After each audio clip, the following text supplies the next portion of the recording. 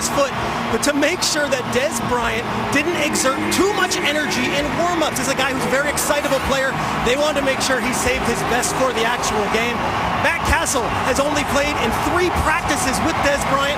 This will be the first time they're in an actual game together. Castle says he's ready to go.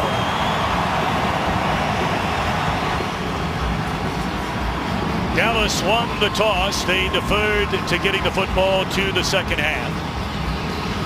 So we'll get a look immediately at Russell Wilson and the Seattle offense. Troy, before they take the field, Russell has been sacked 31 times already this young season. Yes, he has. And today he's going to be without their left tackle, who has been their best offensive lineman in a group that has struggled throughout this season. The electrifying rookie Tyler Lockett will take a knee. So here comes Russell Wilson. He's all about winning football games at the end of the day. 39 wins in his first 55 career starts. They're the most ever by an NFL quarterback. And his 80 touchdowns are 6th most. The 45 victories include the postseason. Well, they've had to rely on him a lot this year, as they have really each of these seasons, but this year more than ever because of the problems they have had along that offensive line. He has been under pressure throughout, and a lot of their big plays have come with Russell Wilson on the move. He'll turn and do what he's done so many times through the years. And that's give it to Marshawn Lynch.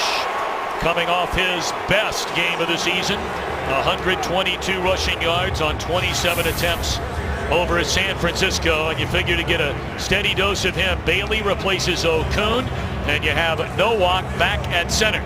Well, they came back in that game against San Francisco, and Marshawn Lynch coming off his best game of the season, over 100 yards rushing in that contest, and that was a good way to start this game.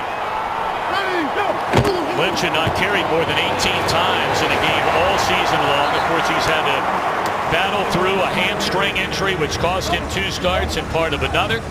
So they handed it to him 27 times last week. How about this Cowboy defense? They can rush the quarterback. Well, they can get after the quarterback, there's no question. The thing that they have really struggled at is, as you see, they just have not been able to take the ball away. They've only had 1 game all season where they've created takeaways. That was the second week of the season against the Philadelphia Eagles. And anyone who knows Rod Marinelli, the defensive coordinator, he prides himself on being able to take the ball away from the offense. Yeah, they're closing on 300 snaps without a takeaway. And that's a first down completion across midfield for the former Saint Jimmy Graham. Well, they run play action in the backfield, and that gets Sean Lee, the linebacker, to bite and play the run, and it opens up the throwing lane then for Russell Wilson to Jimmy Graham. Just an outstanding job of execution and getting the ball into his hands early. You know, they thought maybe Graham would get kick-started after that game against Carolina when he had 140 receiving yards. You compare the number of times that he's been thrown to this year, his first in Seattle compared to last year in New Orleans. Fake it one way, Wilson throws a bullet. A fastball from the former baseball playing Russell Wilson, and that's close to another first down. Well, this is an impressive start right now for this Seattle offense. As I said, they came into this game shorthanded, losing their left tackle, Russell Okun, and Darrell Bevel, their offensive coordinator, he's got things mixed up. They move Wilson outside the pocket. He's got a free shot then to Doug Baldwin coming down the line on the comeback. Hey, we're good. This has been impressive here in the early going. Third down in less than a foot. Second down in less than a foot. Ready, go. And Lynch very close. It looked like he had enough. Needed to get us inside the 37, and that's where he was wrapped up. Pete Carroll, 64 years young, a native Californian in his 6th year as head coach of the Seahawks. 4 times they've been in the playoffs in his first 5 years, including back-to-back trips to the Super Bowl, winning it all 2 years ago.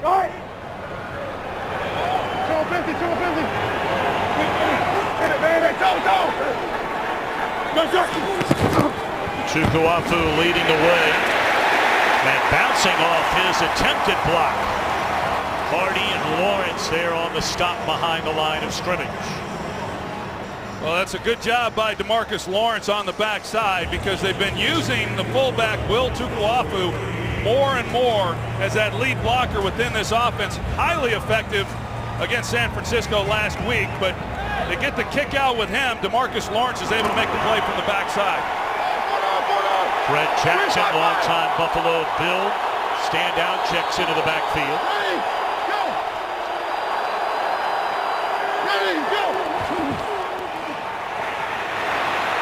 The shovel pass to the Texas native Jackson. He grew up just down the road in Fort Worth. In fact, went to high school here in Arlington. Let's check in for the first time with Mike Hill back in Los Angeles. Guys, 6 quarterbacks have thrown for an NFL record 7 touchdowns in the game. Drew Brees is now one of them. The 7th going to C.J. Spiller, tying the score at 49. It is 49-49 Niners, Giants, and Saints late in the 4th. All right, Michael, thank you. You take a look at the NFC West. No one running away and hiding. Giants 1 game over 500, the division leader. 3rd down and 3. Wide receiver screen to Lockett. Picks up a 1st down and more. Run out of bounds at the 14-yard line. Well, they go to the trip set. They run a bunch formation out by the numbers, and they get the ball to Tyler Lockett. Look at the blocking that he gets from the other receivers, and an easy pickup. They don't make the tackle. Dallas does it when they have a chance. He's going to get the 1st down anyway, but he gets more yardage after contact. This is an offense that a year ago, pretty much the same players on both sides of the ball that really struggled, in that loss. But they have come out here today on this first possession and have moved the ball well. Lynch inside the 10, down to the 9, wrapped up again by Lawrence. Nearly 5 minutes so far on this drive. Yeah, talk about that game last year that was in Seattle, and Dallas was 4-1 going into that game and feeling pretty good, but a lot of people saying they hadn't really played anybody yet, and they go up against the defending world champs at their place, and they dominated the football game on both sides of the ball. The score was much closer than really the game was because of some turnovers. This defense really shut down this offense, but not here in the early going. Saw the struggles for Seattle, and that goes back to last year inside the red zone. And this is really where they've run into problems. The Seahawks last year and again this year are running the ball in the red zone more than any other team in the NFL. Yeah, they've had a tough time down here, Tom. There's no question. One, they haven't had a lot of opportunities in the red zone, but when they've got down here, they've been unable to cash in. And the guy that we all thought was going to really move the needle for him was the acquisition of Jimmy Graham, but that just hasn't happened. 11th play of the drive.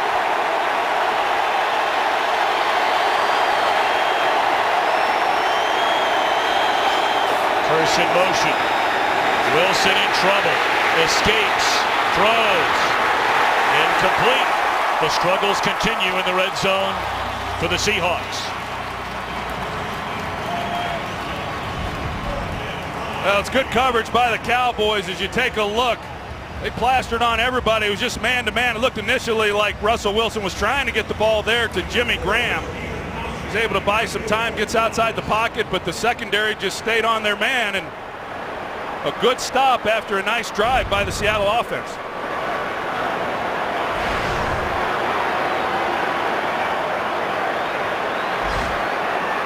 Hauschka's hit on 18 consecutive field goal tries and make it 19.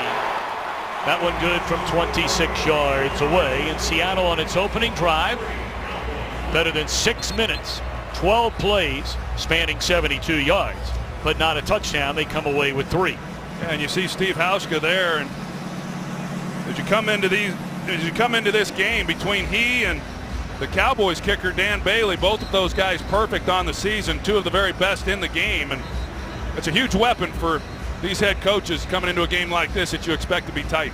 Jason Garrett's 49 years old, grew up outside of Cleveland, Ohio. 8-8 in each of his first 3 years, and 12-4 NFC East champions last season. But all of a sudden here this year, whether it's the injury to Romo, the injury to Des Bryant, they've had 2 players that were suspended in McLean and of course Greg Hardy, that entire saga. And we all know what happened last week. The meltdown on the sideline by Hardy with a special teams coach, knocked the clipboard from his hands. They traded shoves. Became confrontational with Devin Street, a wide receiver that Des Bryant got in his face. And after the game, the owner, Jerry Jones, came out and said, we don't have any problems. We believe Greg Hardy is a leader on this team. Well, I think that comment is the one that kind of caught everybody's attention, referring to Greg Hardy as a leader. And I don't know how many people would agree with that comment.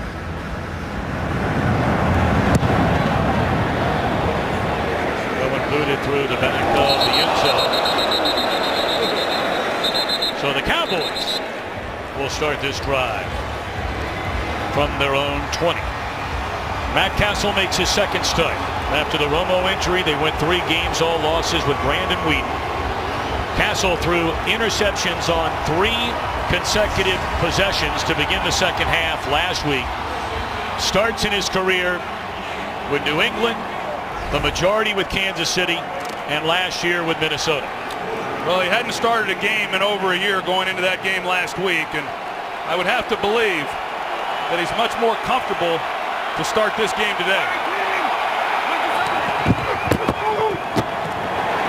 Immediately they go after Sherman and trying to put it in the hands of Des Bryant, and it's incomplete. Second down and 10. McFadden had a monster game last week, his first big one as a Cowboy. Yeah, he did, and we had a chance to visit with him on Friday, and he was sure excited about coming off of that performance. A lot of questions about, after he's had a heavy workload, how does he then come back the following week? He had not had more than 20 carries in 2 years going into last week's game. 29 carries in that game. He looked awfully good. They think they might have found something in him, but this is a tough defensive front to run the football against. Play clock already down to 4. And the Cowboys are going to have to spend a timeout. Took a long time getting in and out of the huddle. You know, Jason Garrett has been asked about that whole Hardy situation. And for those of you that didn't see it, you know, you had the outburst on the sideline involving a coach, a teammate, a pair of teammates. And Jason Garrett said after the games, those things happen. You want passion. Jerry Jones, as I mentioned, calls him a leader of the team. Hardy didn't want to talk about any of it. In fact, Jason Garrett saw it happening on the sideline and really decided not to do anything.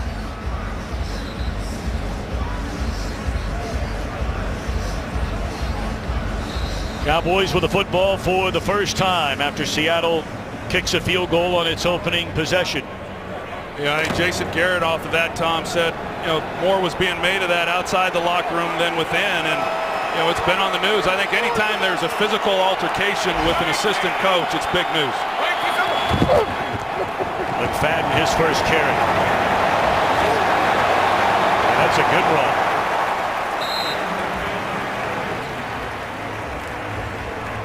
This is still a stingy, stout Seattle defense, despite their collapses late in games so far this season. Well, it's a veteran group. They've been in this defense a long time, and they know the scheme. They're not real complicated in what they do, but there are a lot of great players on this side of the ball. And I'll tell you what, they didn't admit to it, but they got embarrassed last year in that loss to the Cowboys, and I can guarantee you they're motivated to not let that happen again today.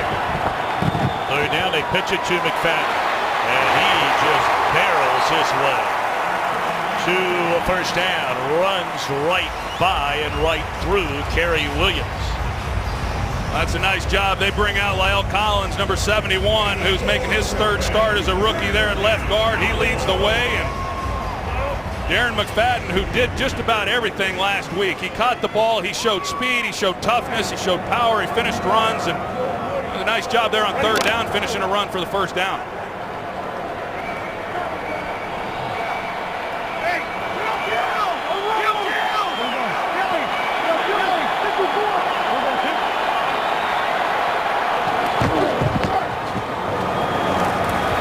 Looking for a little bit of daylight, not much there. You know, the Cowboys in that game against the Giants, I mean, they just dominated the line of scrimmage. They had 233 rushing yards. That's the most in a game by a Cowboys team, going all the way back to 2011. But the 3 interceptions were just a killer.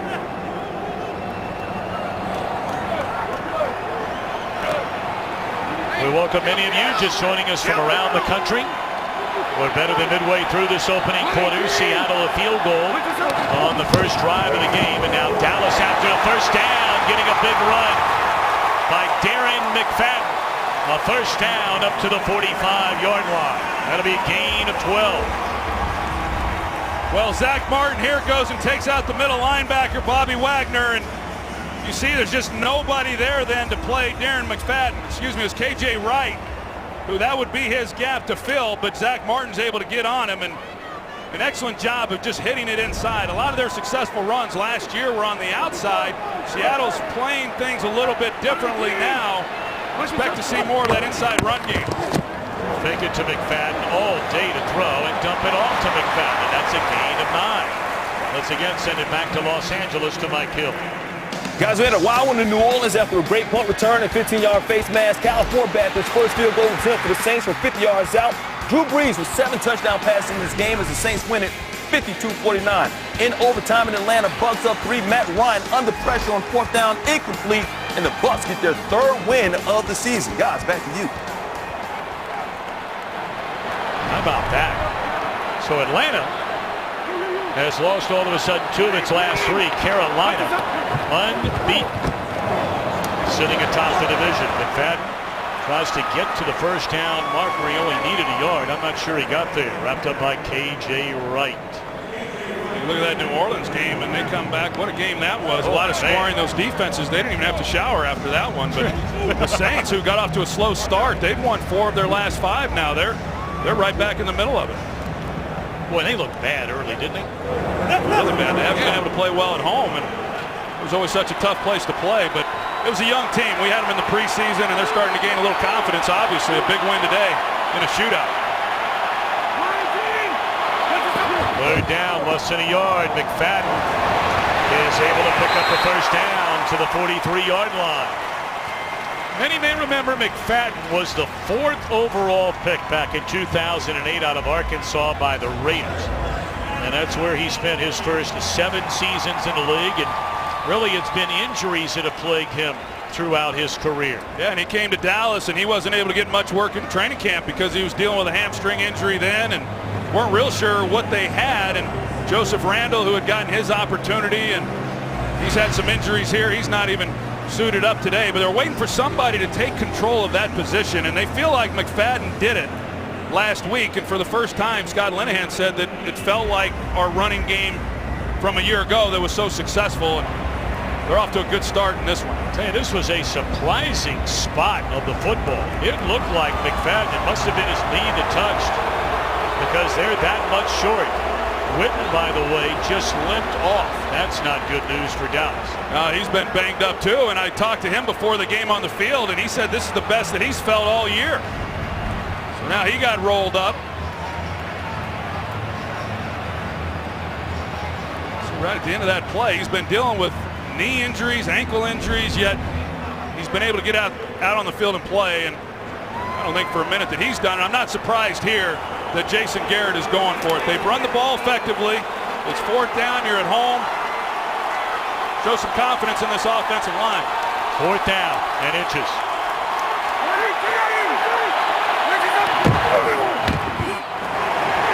And that's enough this time for the first down for McFadden.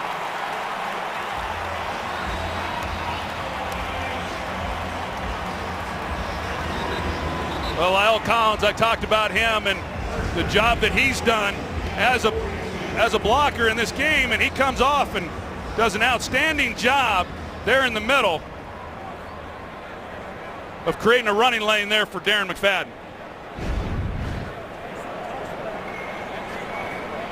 He's a big man. You talk about he's essentially a first-round pick. He was undrafted because of what came up before the draft, but first-round talent, 4 first-round picks essentially starting along that offensive line. I saw KJ Wright being helped to the Seahawks sideline. Many believe he's having his best season in this his 5th year.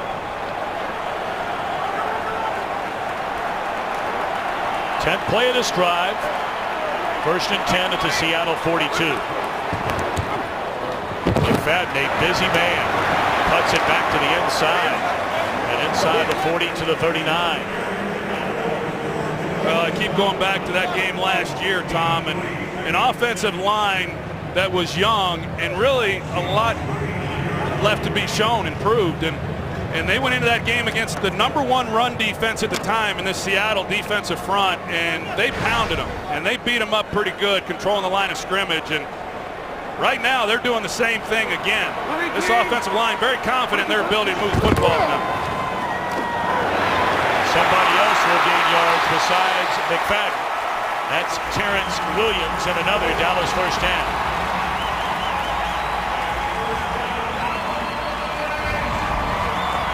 Well, Terrence Williams, just a quick out. They've been getting the ball out of Matt Castle's hands quickly. He's making good decisions. Talk about Des Bryant. He draws Richard Sherman, and that's going to be a good matchup throughout this game. Two of the best in the game at what they do. Some of these other guys like Terrence Williams are going to get some real opportunities in this game. This old school football here out of the I formation. And naturally they throw it out of the I to Williams. And he's down to the 19-yard line, wrapped up by Cam Chancellor. I know that performance that Seattle had defensively against San Francisco 10 days ago now. They've had the chance to get rested. A little different going up against San Francisco and dominating that football team, and the one that they're facing here today, at least as far as the run game goes. Jason Witten, by the way, is back in for the Cowboys, as is the backup tight end, James Hanna.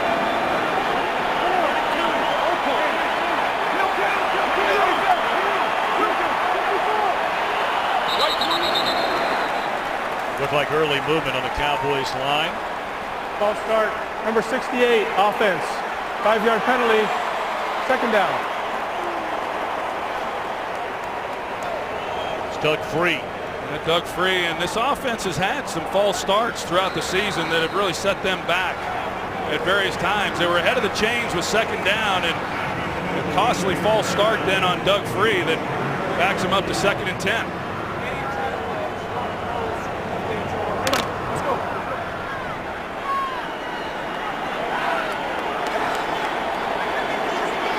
Better than 7 minutes being chewed up on this drive. 13th play. Castle, screen set up to McFadden. He had it, dropped it. Is that a live ball? Did he ever have control to call that a reception? And it's Seattle football. Yeah, this one's really close as to whether or not he had made a football move or not. I think it was going to really come down to how it was ruled as to whether or not it would hold up. This will certainly be reviewed, but as you see, McFadden, when he gets it, he's got a couple steps before it comes out. And subsequent fumble recovered by the defense. That ruling is under review. It looked to me like he had it, Tom, that he had the ball in his hands, made a football move, and that's anybody's guess what that is, but I think this is going to be a fumble. Today's game is sponsored by Southwest. Transparency, low fares, nothing to hide. The judiciary is back. Carl Chuffers, our referee. After review, the receiver did not complete the process of the catch. It is an incomplete pass. It'll be 3rd and 10. Please set the game clock to 1:34. That's a big call.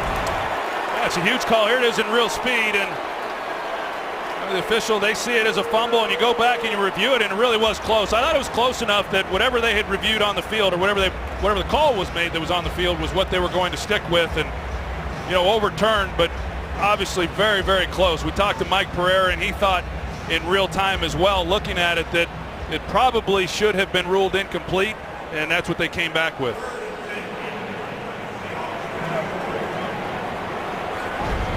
All right, so 3rd down and 10 at the Seattle 25-yard line.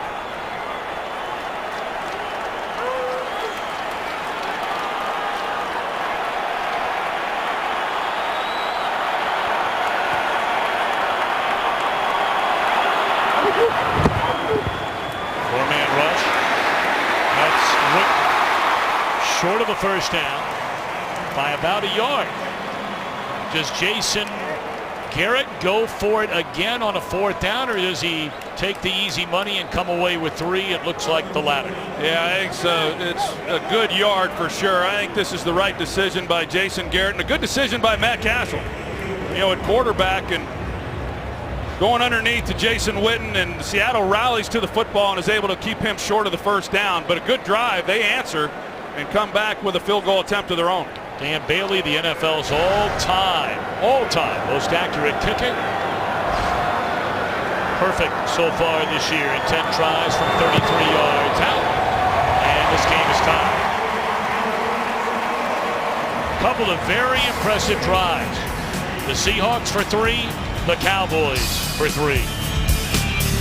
Today's game is sponsored by the Ford F-150. Every other truck is history. And by Burger King, introducing new Buffalo Chicken Fries, a better way to Buffalo.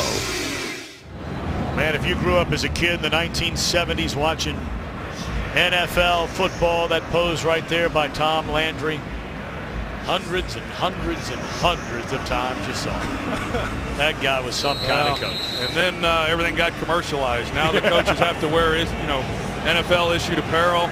I wish they'd let these guys go back to wearing suits and ties. I'm with you. Always so dapper and self-controlled. Just great football coach.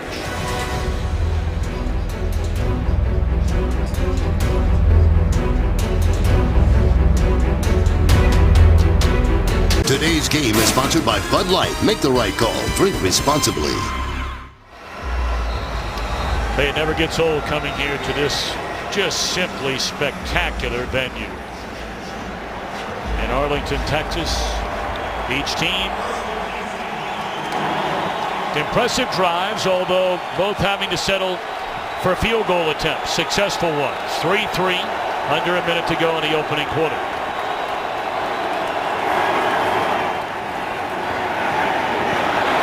Complete on 1st down with an eye on Ricardo Lockett, no relation to Tyler.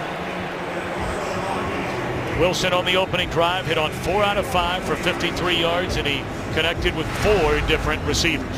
Yeah, it's a good start really for both of these offenses. 2 70-yard drives, neither team able to finish it off, having to settle for field goals.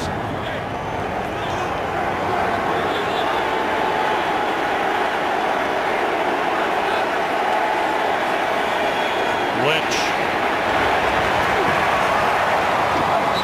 But by a couple of Cowboy defenders, Hayden and Lee in on the tackle. Lee, of course, missed all of last year with that knee injury. And then his 2nd game back, he racked up 17 tackles, the NFC's Defensive Player of the Week against Philadelphia. That will more than likely be the final play of this opening quarter. A very important game. 2 teams under 500. 3-3 at the end of 1. Fox NFL Sunday returns after these messages and a word from your local Fox station. Well, at the end of the quarter, Jerry Jones presenting Charles Haley. Of course, he was an inductee to the Pro Football Hall of Fame just 4 months ago, but now a ring to go along with it. Yeah, one of the great players and really one of the game's great characters. And I will tell you that he was always one of my favorite teammates. Good for him. 3rd down and 6. They're coming after Wilson. He throws incomplete. Got an eye on Tyler Lockett, and that's Brandon Carr in coverage.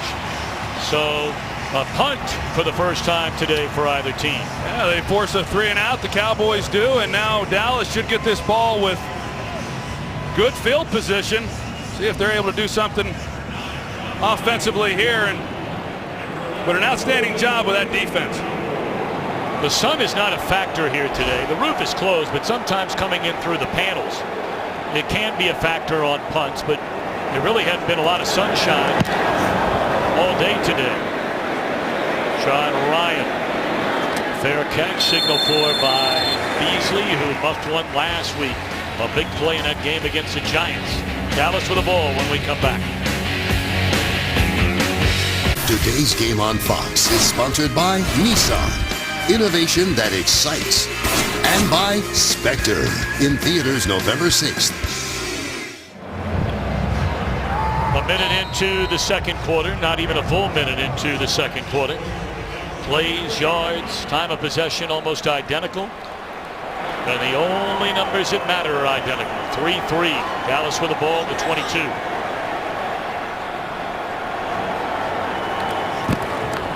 McFadden dropped behind the line of scrimmage. Cliff Averill on the stop. We go back. We talked about Dez Bryant making his comeback since week 1. He has drawn Richard Sherman on just about every snap except for a couple, and you see the coverage that they've been able to get on him. So far, Castle has not been able to get the ball into his hands. Where Dez Bryant has been able to not draw Richard Sherman is when he's lined up inside. The Seattle Seahawks have kept Sherman outside, which has allowed Dez then to be on somebody else when he lines up in that slot position. That's Hannah, backup tight end. One of 3 tight ends on his Dallas roster.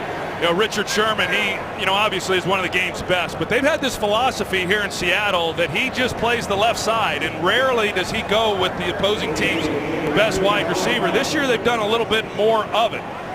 Against Cincinnati, after the game began, A.J. Green was hurting him. He then started covering him. And then last week against Torrey Smith of the 49ers, but Kerry Williams, the other corner, has struggled at times this year, so he's getting more opportunities. And I'll tell you, this matchup's worth the price of admission. 3rd down and 12. Good protection. Dump it off to McFadden. And he will be denied first down yardage. Thomas along with KJ Wright in the stop. Well, last year in this game, the Cowboys with Tony Romo really hurt this defense, getting guys down the field and checking the ball underneath, primarily to Lance Dunbar, who's on injured reserve right now. And Matt Castle is kind of staying true to that philosophy, but Seattle has been able to come up and make some stops and keep Dallas from converting on a couple of 3rd downs, unlike what they were able to do a year ago. Chris Jones on the punt. You always got to keep an eye on Lockett. This guy is some kind of talent. Fair catch. Juggled it momentarily, and Jones was standing right there, nose to nose. Tell you, what a day already in the National Football League. How about that? Eli with 6, Breeze with 7 touchdowns. A record. 4 consecutive games of 120 or more rushing yards for Todd Gurley. And the Cincinnati Bengals remain perfect. The 13 combined touchdown passes in a game, by the way, is an NFL record. Yeah, that's good for the quarterback rating. And I'm surprised you didn't say your Cincinnati Bengals, right? Are you rooting for them now? Your Cincinnati Bengals? Your. Stuffed behind the line of scrimmage. And Greg Hardy there on the stop.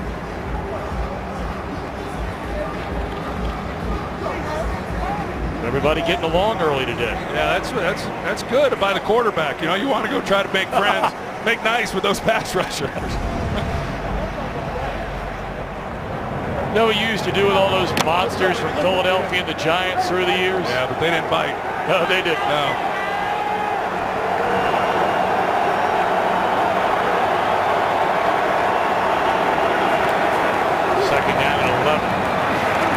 Crossing pattern, and Barry Church making plays. He's been doing that for a long time. Let's check in LA with Kurt Menefee. Hi, Kurt. Hello, Tom. The Raiders trying to get to 500. David Carr hooking up with Andre Holmes. 2nd touchdown for Holmes. 3rd touchdown pass for Carr. They're up 21-3 on the Jets.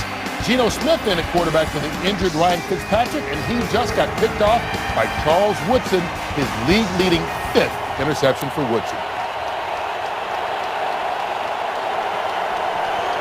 3rd down and 9. Seattle 3 and out its last possession. Wilson has not been sacked in this game, but 31 times on the year. Good protection. And threw it behind the intended receiver. That was Graham, and he was open. Had a step on his defender. Good throw, and that's a 1st down.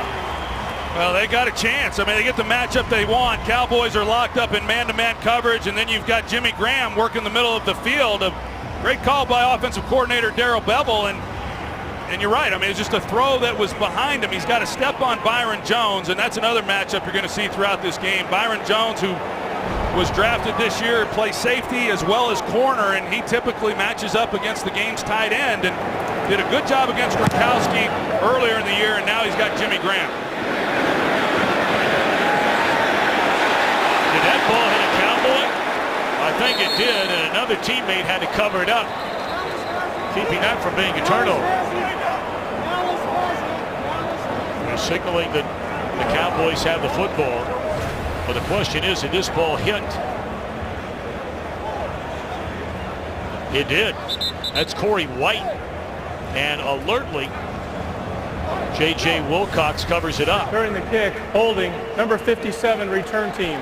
10-yard penalty, first down, Well, timeout. They'll handle the penalty just to keep that football.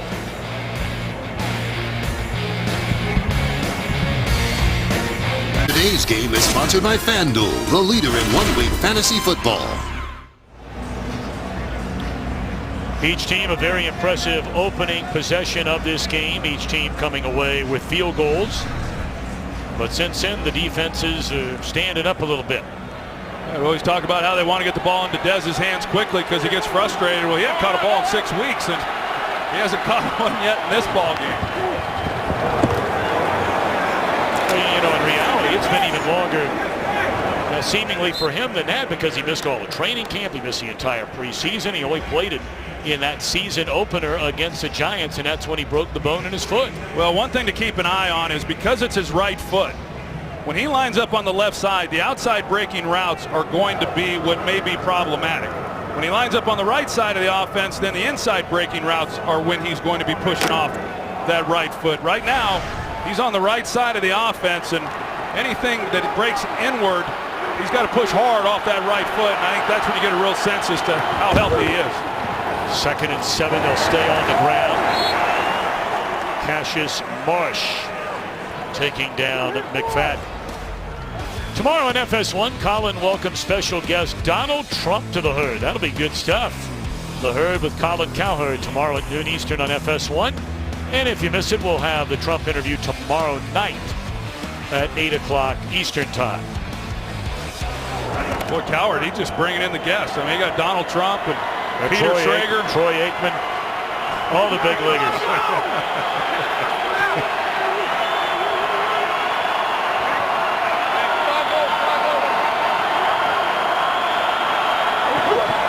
They're down to 9. They're coming after Castle, who gets rid of it.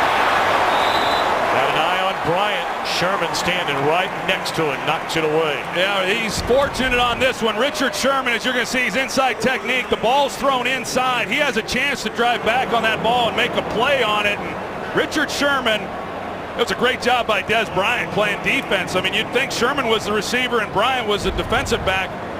But Sherman played wide receiver in college at Stanford, and there's not a defensive back in the game today that plays the ball as well as he does when it's in flight.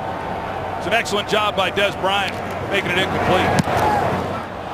Jones, a left-footed punter, did not catch that one cleanly, but it takes a pretty decent bounce. Let's see where they spot it at in the 35. First down, Seattle of a 3-3 game. Well, last Saturday night during the Seahawks bye week, Russell Wilson getting a jump on Halloween through a costume party for his girlfriend, singer Sierra's 30th birthday. A couple dressed up as Batman and Catwoman rode in the Batmobile. I got to give it up to my man, though. Last night on Halloween, you're with your daughters. You went to a party where you dressed up, and I got to tell you, I wish we could put it on the air. You were looking good. Oh, yeah, looking good. I went as a 70s hippie. I think a lot of people there thought I was Mark Stepnowski, my former son. That's cool that you were in the whole Halloween spirit. That's good stuff. Wilson lofts down the sidelines, and Jones nearly came on to pick that one off. And Church is down. He's already hurting with a tender ankle. They wondered if he would even play in this game today. Barry Church, who's gone from rookie free agent to a starter, a devastating Achilles injury, and has led the team in tackles in each of the last 2 years. Looked like his teammate got him. Yep.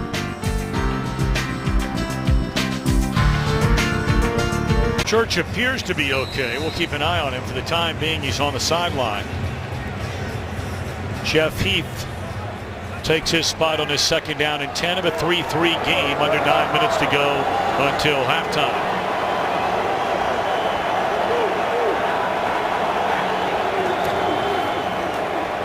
Lynch running room.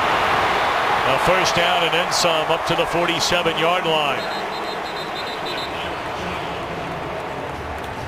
We'll go back and take a look at the play that Barry Church got hurt on. But first you're going to see Jimmy Graham. He's running a deep crossing route, and these are some of the things that Seattle's been able to do to create some of the big plays. Play action, really good protection for Russell Wilson. A little late on the throw, unable to drive it. But they had a chance had the ball gotten out a little bit sooner to Jimmy Graham.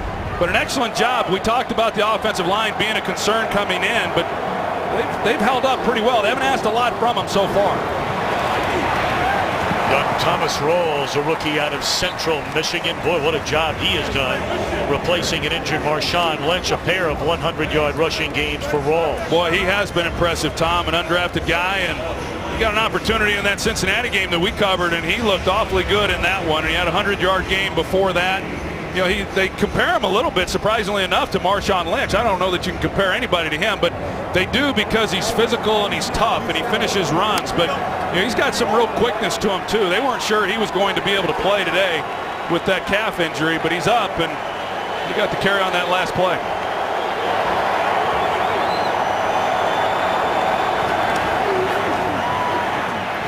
Wide open down the middle of the field is Luke Wilson, the backup tight end. And a 1st down to the 32-yard line. That's only the 8th catch all year for Luke. Well, it's well designed. When you got a safety in the middle of the field, the seam routes then become the weakness within the defense. And if you're able to get a guy past the linebacker level, it creates a hole for the quarterback to be able to drive it in. So Luke Wilson up the seam, and this is a guy who can really run and stretch the defense as well. So an offense here that had struggled after their opening drive. In fact, both offenses have. Seattle now starting to move the ball. Into the hands of Rawls, and once again, no running room. Lawrence coming down the line to wrap him up.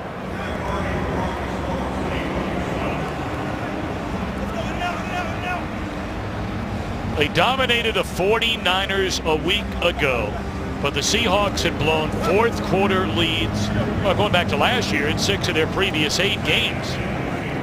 This year, just devastating defeats against Cincinnati. You did that game, and then a week later was against Carolina, a 13-point 4th quarter lead.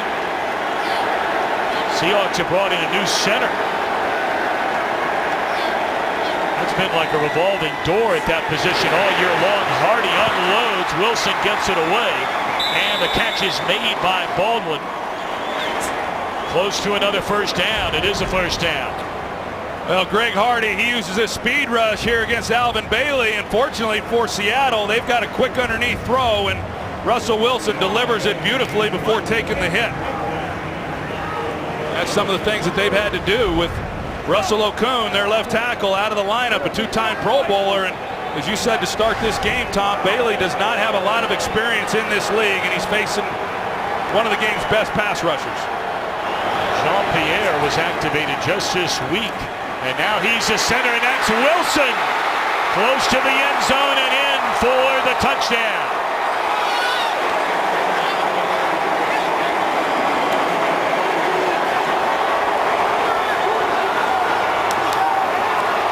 He's replacing Barry Church, and they find a crease down the middle. Wilson's 1st score of the year. Well, it's just what we saw a little bit earlier, that he's able to exploit that void in the zone. And you know, sometimes the Cowboys are best in man coverage, and when they get into some of these zone looks, they turn some guys free, and we've seen that now on consecutive throws to Luke Wilson right up the middle of the field. Russell Wilson with his 9th touchdown pass of the year, and a touchdown in his 9th consecutive game. I think they're going to take a look at this. They have to review, they do review every scoring play And as our pictures gave you a look there a moment ago, did the knee come down, the hip come down before the ball crossed the plane of the goal line? It looks to me, Tom, when this is a better look at it right here. It's pretty close, about an inch if he did make it.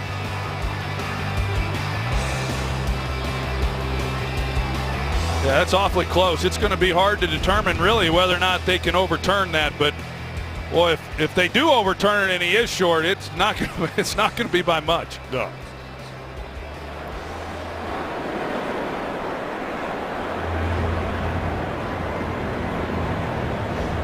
Well, let's check in back in Los Angeles with Mike Pereira. How did you see it there, young man?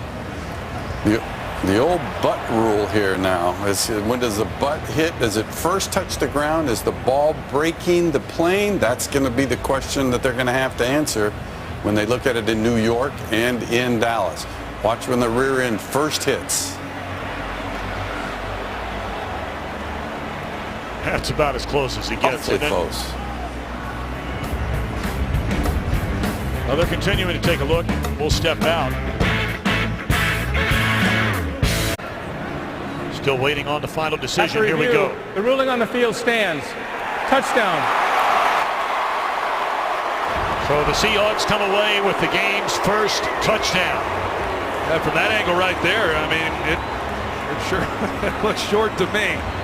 I was surprised. That one angle we showed, it looked like he was clearly into the end zone, but then when we have that other angle that we just showed, I mean, it definitely looks short. So I was surprised that one wasn't overturned.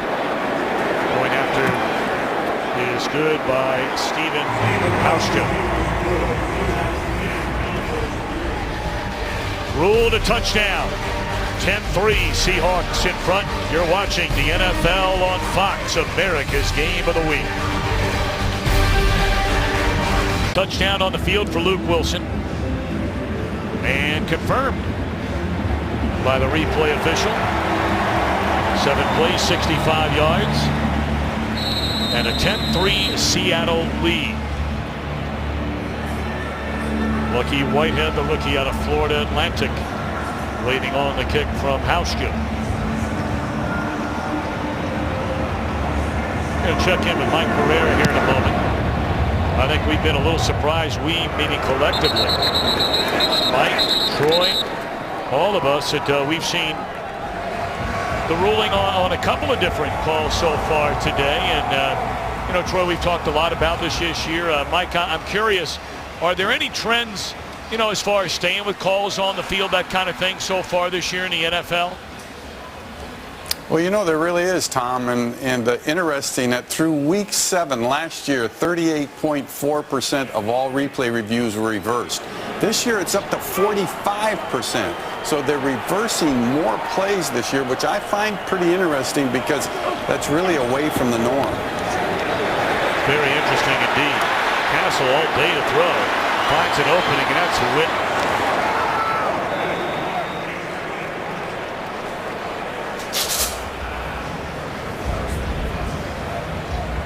You know, Mike, you sit here and you look at what our crew has right there. I mean, I guess the simple question is, how do you miss that?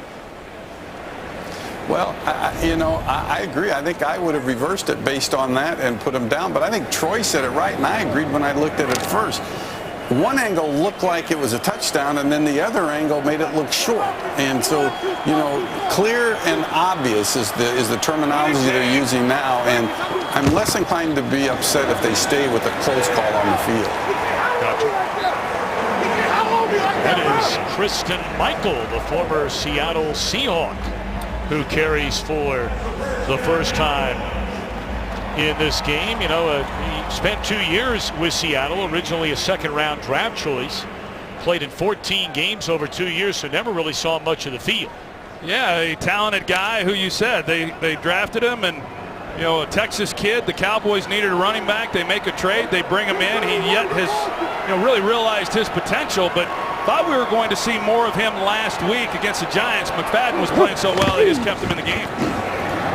Castle flushed out of the pocket. He'll run. Got a block from McFadden and slides down to the 43-yard line. That's pretty nifty footwork. by the 35-year-old Matt Castle. Yeah, it is, and it looked like he was about to get blown up, and as you said, Darren McFadden comes in at the end and allows Matt Castle to stay upright. I thought he was going to go to the ground right there, but Darren McFadden comes in on Shed and makes a play, and a nice gain there by Matt Castle. Cowboys first down since that opening drive when they marched down the field. Sun starting to become a little bit of a factor. First time we've seen it all weekend. Drops by Michael.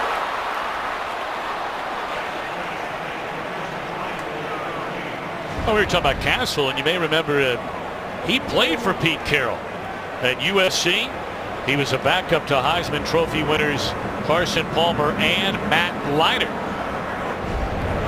Well, it's pretty crazy. You know, the guy had not started a college game before being drafted by the New England Patriots and the career that he's gone on to have. But when he was at SC backing up Carson Palmer and Matt Leiter, he was running down kicks, playing special teams, playing tight end, scout team. He'd do it all. Michael looking to cut back. Does. Wrapped up to the 40. It'll bring up 3rd down and 5. You know, Castle, Troy mentioned, drafted by New England in 2005 after being a backup at USC his entire career. Took over for an injured Tom Brady in New England, led him to a 10-win year, went to Kansas City, went to a Pro Bowl, finally turned him loose 3 years later. Minnesota, got some starts before breaking his hand, or his foot, beg your pardon, last year. Then to Buffalo, and then when Romo went down, Dallas made the trade to bring him in. It was a good trade, too, at the time. They had confidence in Brandon Weeden when he took over, but a good pickup being able to fall back to him. 3rd down and 5. He's going to run it again. Flag down. He has enough for a first down to the 29. We'll see if it stands. How about that? A little emotion from Mr. Castle.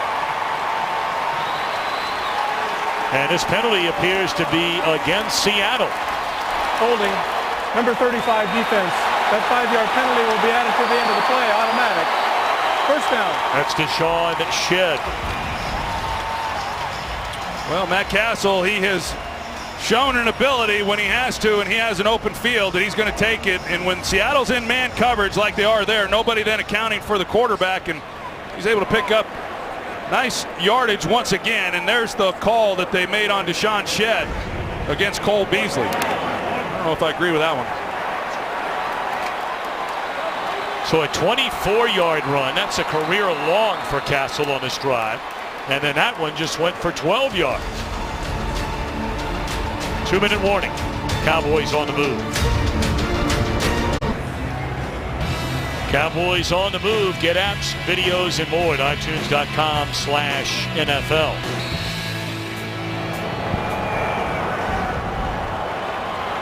Castle excited after rumbling for 12 and getting a first down. He has 36 yards rushing on this drive alone. McFadden to throw. And he had an open Hannah, but overthrowing his first pass attempted this season.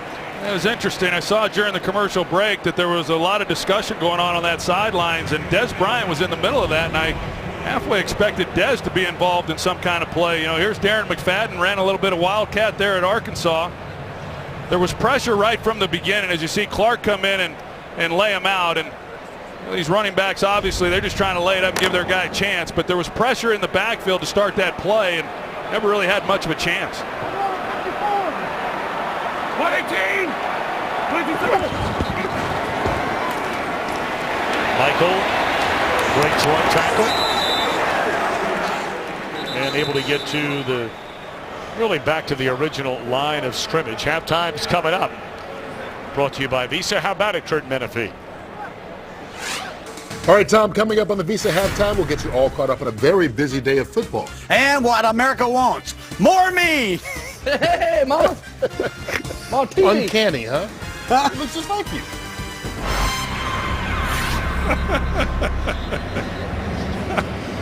Oh, gosh. Some early game headliners. Carson Palmer and the Cardinals go into Cleveland, Ohio. Palmer 4 touchdown passes. Gurley, what a story he is after that devastating knee injury, wiping out his final year at Georgia. And Odell Beckham Jr. getting loose in the Big Easy. There's some fantasy owners pretty happy with those 3 performances. You got any of those guys? No. That's the way your season's been going. My GM's got to pick it up. Or get run. 3rd and 10. Crossing pattern, McFadden through the 17, but that's where this drive apparently will stall, although that field goal unit not sprinting out there quite yet. Yeah, they're not rushing Dan Bailey out right now, are they? I think they've got to settle for the field goal here, as tempting as it is to go for it, but well, they're sitting. The Seahawks are going to spend a timeout. Bailey, after a delay, started to make his way out onto the sideline, and he's on his way back. Now here he comes again. Yeah, this is the right call, and pretty interesting the way this first half has gone. Seattle opens up the game, they take it down, they come away with a field goal. Dallas answers. Offenses struggle for the next few possessions with some 3 and outs, and then Seattle puts together a drive and they get a touchdown, and Dallas is answering on this one, but gets slowed down there on 3rd down and having to settle for a field goal. Des Bryant. And oh, can you believe this? After a timeout, the Seahawks are caught with too many men on the field, and this will be a 1st down, if indeed that is the call. If it's the call. How does this happen after a timeout?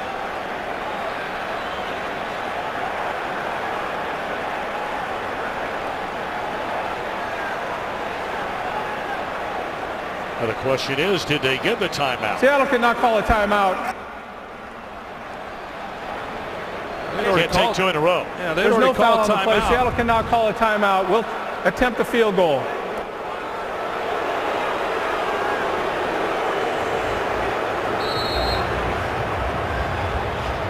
Jason Garrett wants an explanation. He definitely wants an explanation. As Seattle had too many men on the field and obviously couldn't get the timeout called, and yet the officials shut it down. Well, Jason Garrett is really upset, and you can understand why. That would have been an automatic 1st down. Instead of 35-yard field goal try, Bailey is close to automatic as it gets. Pete may have caught a break. Well, I'm sure Jason Garrett would have picked up the phone maybe on Monday and wanted a full explanation from Mike Pereira. Mike, what do you think they told him happened over there? Well, what they did is they told him that they erred. They should have ignored the request that came from Seattle, since it would have been the 2nd consecutive timeout. But since they stopped the clock, then they have to eat their own air. There's nothing that can be done after that. And, he's got the legitimate gripe, but the officials erred in that situation by stopping the clock, but nothing can be done.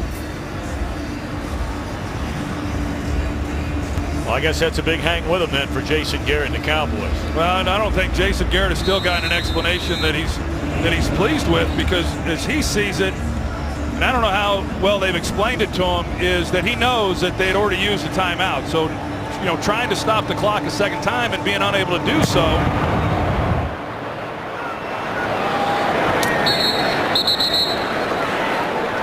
Seattle caught a break. And coming up later tonight, after football, it'll be Game 5 of the World Series. Of course, the Kansas City Royals a chance to close it out behind right-hander Edinson Volquez, who sadly lost his father just before pitching Game 1 of this World Series. A Kansas City winning that game. They beat Matt Harvey. Harvey was not hung with that loss. He's pitched very well in this postseason. Mets have their top 3 going the final 3, hoping to rally from 3-1 down.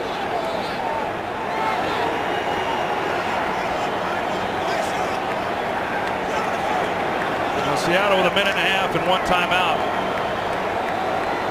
I'm sure they're going to try to get as much out of this as they can. And try a 1st down run to Lynch. Allows his way to the 36 and a flag down on the play.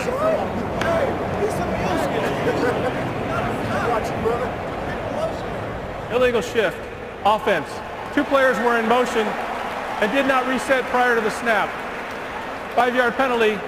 1st down. Troy, I want to follow up on what you just said. I don't want to belabor and beat down on the officials all the time. But look,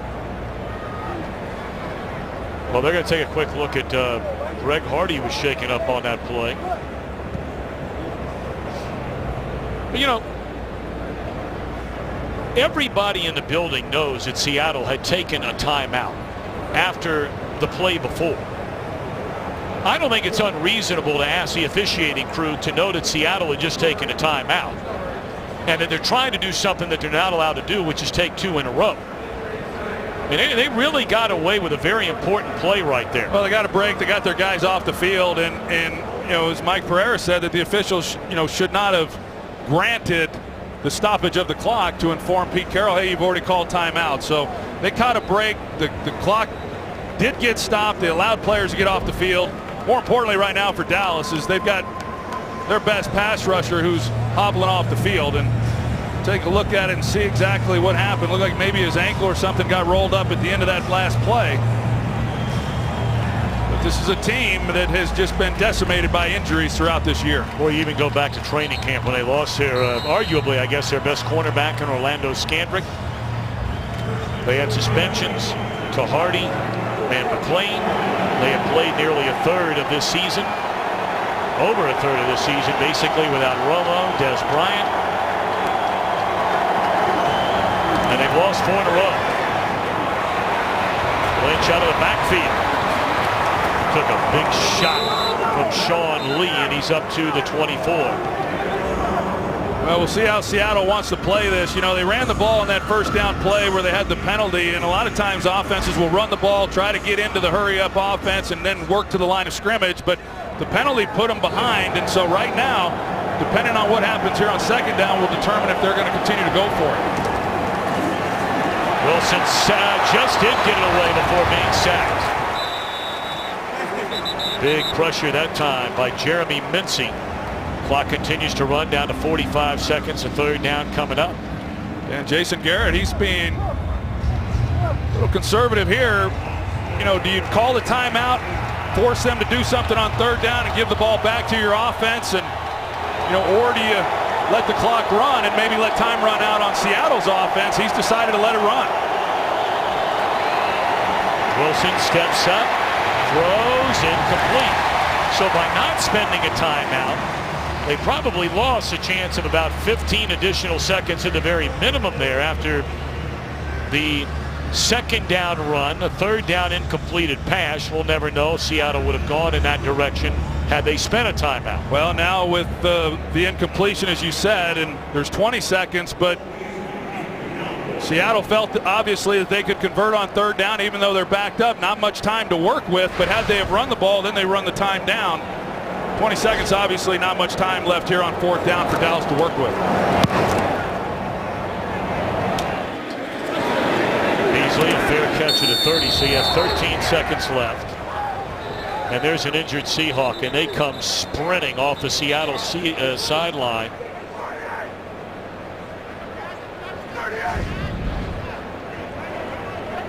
It's Ricardo Lockett. A huge collision with Heath. That's a big time hit right there, and he's out. You hope he's okay, and everybody went running out there immediately. And you know, we see these collisions in the kicking game, whether it's on kickoffs or punts as it was there. Big time collisions that they've eliminated from everything else within the game, but these are violent hits that happen in the kicking game that we continue to have.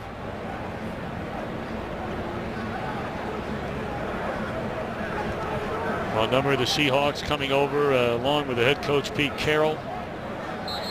Fox Sports is proud to team up with the Movember Foundation and their commitment to changing the face of men's health. Join us at moteam.co/Fox-Sports to learn more about how we're getting involved and how you can get involved in the Movember movement. Well, both benches cleared. It went from a lot of guys gathered around Lockett to then both benches emptying out onto the middle of the field. Meanwhile, haven't seen anything from Lockett at this time.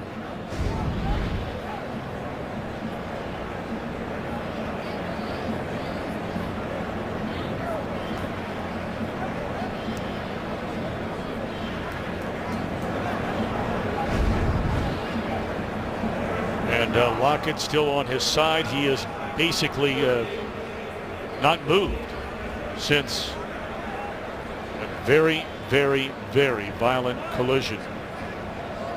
Mike Pereira, anything in your estimation out of the ordinary on that hit besides just a big hit? No, you just you look at it and you hate to see these, and you know, say got upset. You know, could it be? Is it a blindside block? It is not. It's coming from the front, and in fact, really Lockett lowers his head into the shoulder. So there's really nothing illegal about it. But Troy's right. The most violent collisions still happen in the kicking game, which is why, for example, we're kicking off now from the 35-yard line, and over 50% of the kickoffs result in touchbacks because of the concern for the violent collisions there. Not so sure what you can do in the punting game, but you just hate to see this. Boy, do you ever. Well, there was talk at one time about eliminating kickoffs, you know, from the game, and obviously kickers have something to say about that. But to me, when you start looking at how do we make the game safer, the low-hanging fruit is the kicking game, you know, as to what can you do then to minimize and eliminate completely those collisions that happen within the kicking game. And this was on a punt. Kickoff coverages are oftentimes even more severe with the collisions that take place. But I think that's going to be the next step with our game, is we're going to not see a lot of these plays that we now have within the kicking game.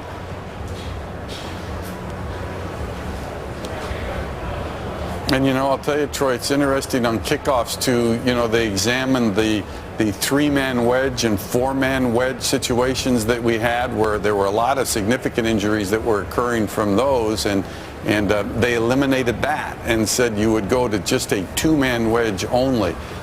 You know, they've talked about punt plays. What can you do? You know, you hold people at the line of scrimmage. Only the two outside guys can go downfield. Is there anything that can be done to release people earlier so you don't get these violent collisions? Not sure. But anytime you see something like this, the one thing I will say is the competition committee looks at all of these major injuries, and they look to see if there's anything that they can do. And they did that with the kickoff. And I'm sure they'll discuss it in punts this coming off season also. Hey, Mike, we're just being made aware that they are calling a personal foul, an illegal blindside block on Jeff Heath on this play. Well, I saw that flag.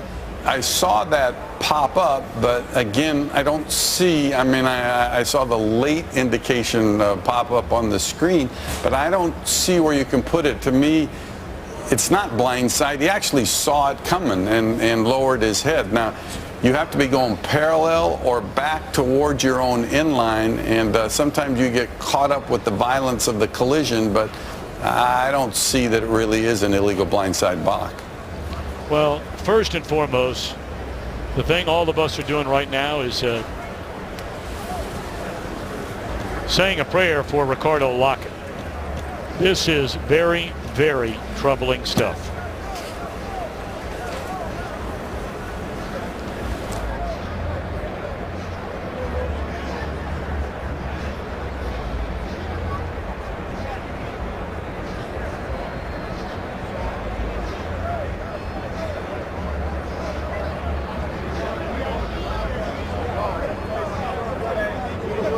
Lockett in his third season out of Fort Valley State.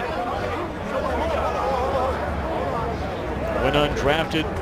Seahawks gave him a chance, and he's earned his way into their starting lineup. And while we have a moment, let's check in with Kurt Menefee in Los Angeles. All right, just one other game going on right now, so we figured we'd update you on that. That's the Jets trying to come back against the Raiders. Geno Smith in for the injured Ryan Fitzpatrick. Hooks up with Eric Decker.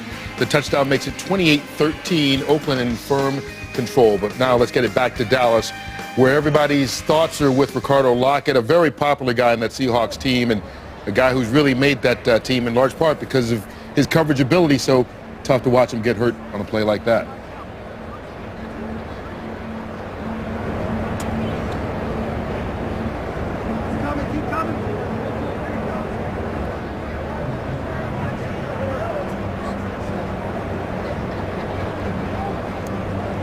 Obviously, if we get any update on Ricardo Lockett's condition. We will share it with you immediately. We know that these young men are taking this field in a very violent game every single week. We know they have family watching the game on television. These are sons, these are fathers, these are brothers, and these are sisters. We cheer them on like crazy when they play for your favorite team, but we never lose sight of that, especially when we see moments like this. You can see the concern on everybody's part. And both medical staffs went out there to tend to him, and our prayers are with him.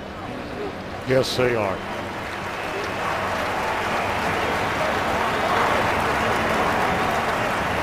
He's moving his hands. It's the first time we've seen him do that.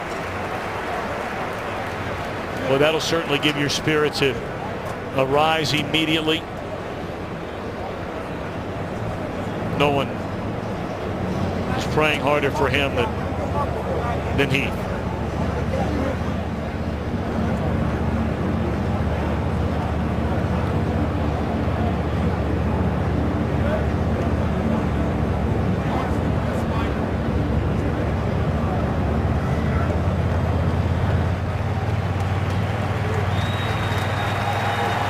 Oh boy.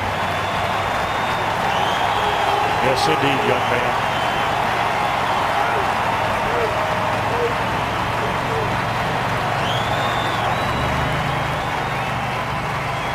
That's very encouraging. We hope we have good news to officially give you shortly.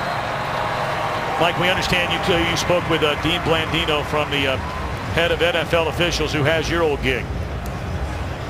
Yeah, I did talk to him, and we were talking about the blindside blocks and how this has become such a player safety issue that it's almost like a defenseless player thing in regard to, even though the player that's blocked, if he lowers his head, he's still really the responsibilities of the defenders to avoid. I don't think he thinks it's a real strong call, and we're all so worried about the condition of the player, but it has been a strong point of emphasis, the blindside blocks. All right, Mike, thanks for all your help. We go to Kurt Menefee in Los Angeles for the Visa halftime. 10-6, Seattle leads Dallas at halftime. Excitement brought to you by Nissan.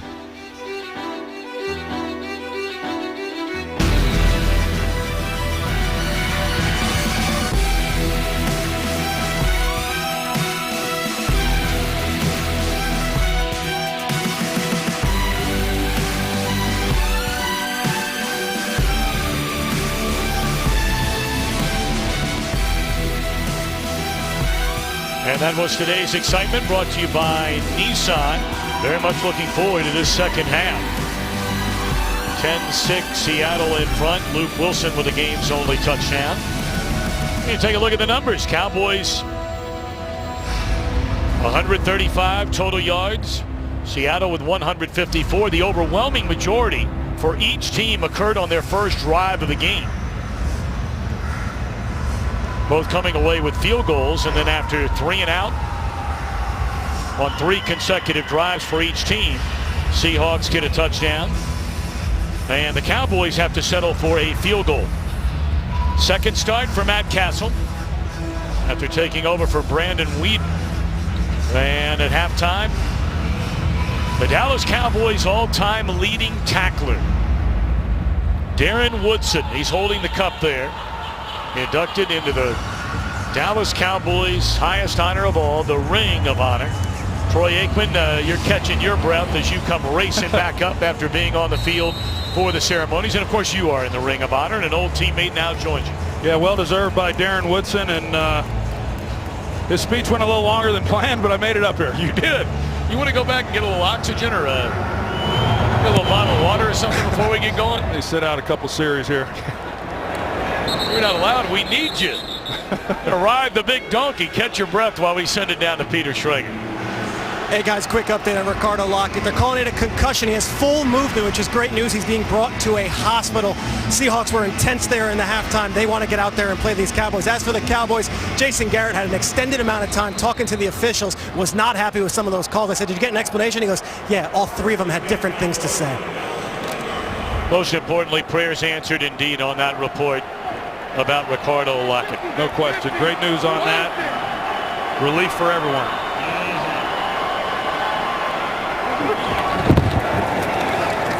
First down, throw and catch to McFadden. That'll be a gain of 11 on first down. McFadden has been the most productive player on the field for the Cowboys. Des Bryant without a catch in the first half. Castle threw for less than 100 yards, 72, but he did run for 35. Very quiet, but tight game. Well, it's a close game. It's pretty much what we expected. Both these defenses have been playing good. It's the strength of certainly of the Seattle Seahawks, and without Romo offensively and going up against this group, not going to be a lot of yards. McFadden straight ahead and no running room. A gain of 1. This is a big possession right now for this early in the second half for this defense. I was down on the field, as you said, Tom, and I went through the Seattle Seahawks bench to get back up here, and I tell you, they're pretty focused from what I can tell, and they're ready to play. And we heard Peter Schrager's report there at halftime. A lot of intensity, the way that half ended, the injury then to Ricardo Lockett. They're pretty jacked up, and you know they'll lose a lot of that if they don't make a good defensive stand here on this opening possession to start this half. I mean, let's face it, both of these teams, they need a win. Rolling Castle, he's going to run it again, and again he will pick up first down yardage to the 42-yard line. Who would have ever thought that the leading rusher for the Dallas Cowboys would be Matt Castle, and that in such a game, they would only be trailing by 4 points. Well, a lot of the matchups that the Seattle Seahawks like to run is they're going to try to keep from giving up the big play, get underneath the intermediate routes, and it does open things up then for a quarterback if you're able to get on the edge. And when they're in their man coverages, things open up in the middle. And for Matt Castle, he's done a nice job of taking advantage. McFadden. That's a pretty nice run right there. Didn't appear to be much for him, and he's able to dive up to the 48-yard line. Well, he does a great job of showing patience on that run as we look at Greg Hardy and you'll see what his status is going to be. They came back and reported that it's probable that he'll return with a knee injury, and that'll help that defense. Of course, we talk about what he's able to do as a pass rusher. He's made a real impact on that defensive group in that area since he came back.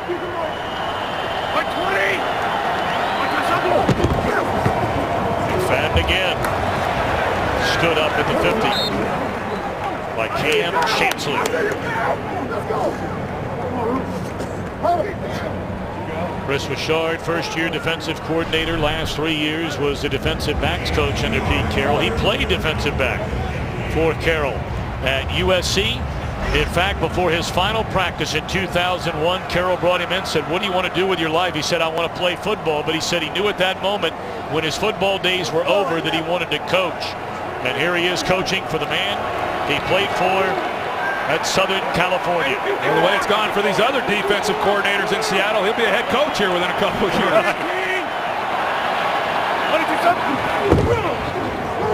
Third down. McFadden out of the backfield, slips a tackle from Wagner, and he's down to the 39-yard line, a Dallas first down. Well, Castle's trying to get the ball down the field, but they cover it up pretty nicely, and you're going to see as McFadden comes out of the backfield, great protection up front. He's able to just come underneath and check it down. When you get that kind of protection and you're able to look at the field, and even, you know, like Seattle, getting underneath, playing good coverage, it's hard to cover everybody, and if you're patient, as Castle has been, you're going to be able to move the ball.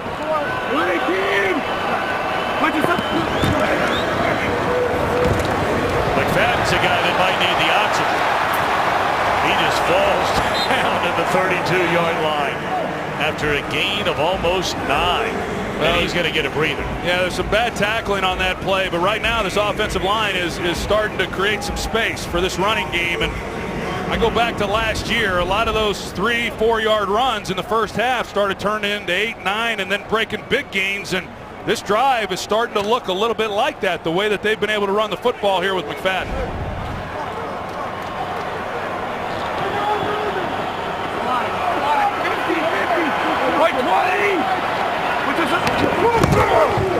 They play the drive. Michael spells McFadden and picks up the first down. In that game last year, it was, just staying with DeMarco Murray. Carry after carry after carry. He got it 29 times for 115 yards. Randall carried for 52 yards. And that's against what has been the best defense in the NFL the last 3 years. Well, we talked about it earlier that offensive coordinator Scott Linehan said last week against the Giants, it was the first time that as the play caller, he felt like they were running the football, controlling the line of scrimmage the way they did a year ago. He's got to be feeling the same way right now with this drive, and they'll keep feeding the ball to McFadden. Pickett to Michael, looking to the corner for Bryant.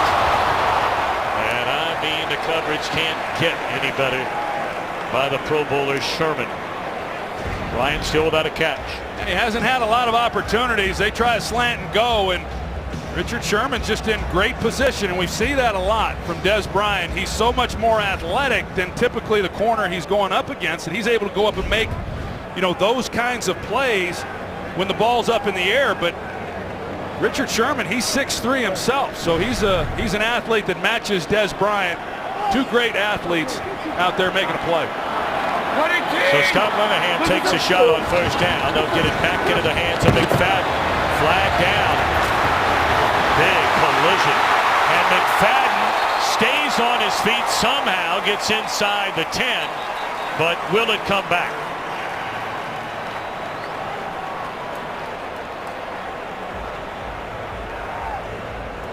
Illegal motion, number 13 offense. That player was going forward at the snap. 5-yard penalty, replay second down. That's a rookie Whitehead. It's a costly penalty, a big gain, and you got McFadden. We're going to see the motion by him, and as he turns up the field to make the crackback block, they call it. Here's Earl Thomas, who comes in, puts a big lick on him, but he doesn't wrap up at all. And McFadden impressed me last week with the way he ran the ball, and he's impressing me again against an outstanding defensive unit, the way he's finishing these runs, showing some real toughness.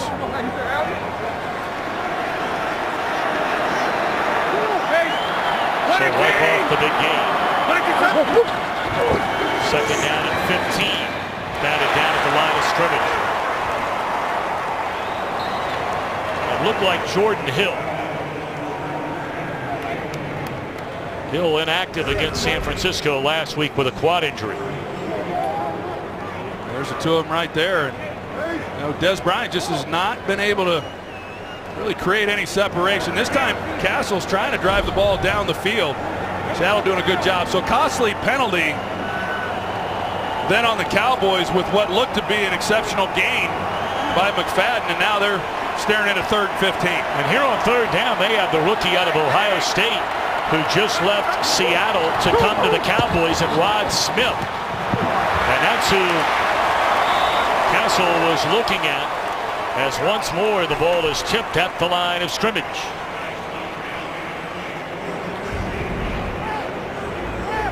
Yeah, the Seattle defensive front, realizing they're not getting there, they go up and make a play on it, and just a good job, benefiting by the penalty then on the Cowboys. And right now we've talked about how good Dan Bailey is, and he's got a heck of a leg. This is within his range, but you'd say that this is no gimme, but they've all been gimmies when it comes to Dan Bailey. He's not missed this year. 12 out of 12. He's hit from 51, missed from 52. Boy, this guy is a weapon. Hammer. That would have been good from 62. As McFadden goes back into the locker room. 8:51 to go in the third. It's a 1-point game.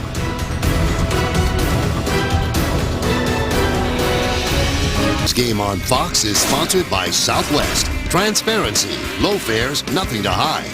By Burger King, introducing new Buffalo chicken fries, a better way to Buffalo.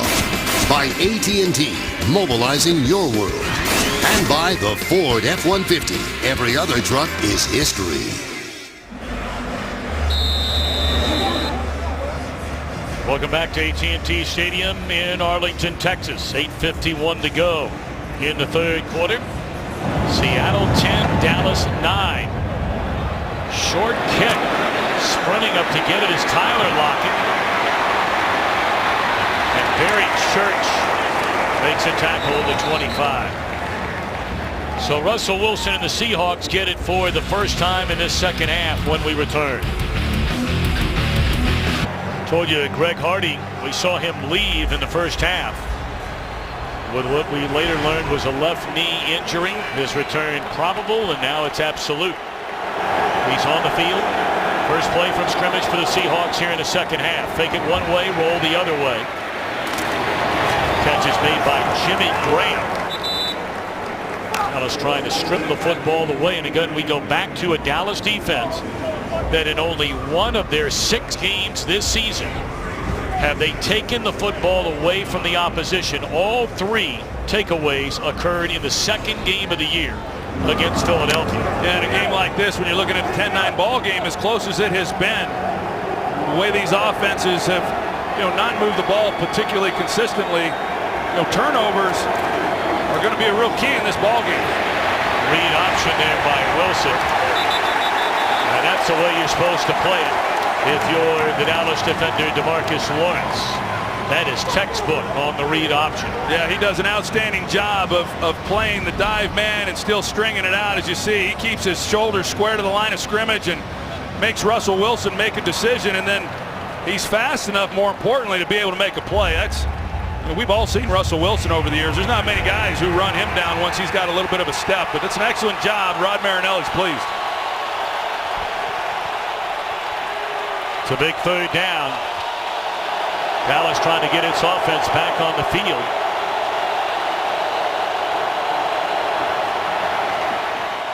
Down the sideline. Penalty flag comes in, or does it? Saw something. Apparently not. It's 3 and out for Seattle offensively.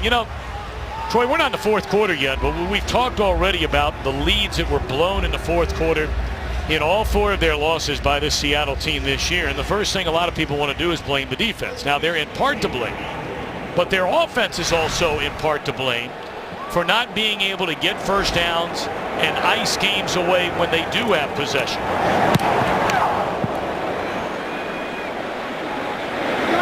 Still got a long way to go in this one. Beasley returns it to the 20. 10-9 in the third. Game is sponsored by Microsoft Surface, the official tablet of the NFL.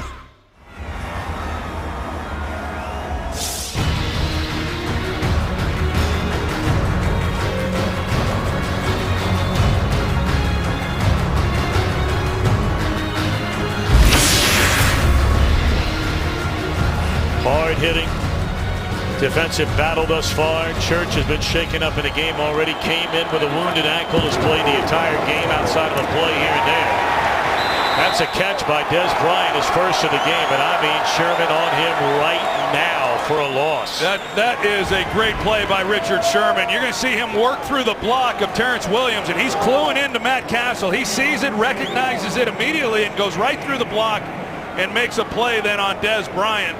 It's an outstanding job. He is he's obviously a great cover corner. He's also a guy who will stick his face in there and make a tackle. And there's not a lot of guys that cover like he can that are that willing to tackle a guy like that.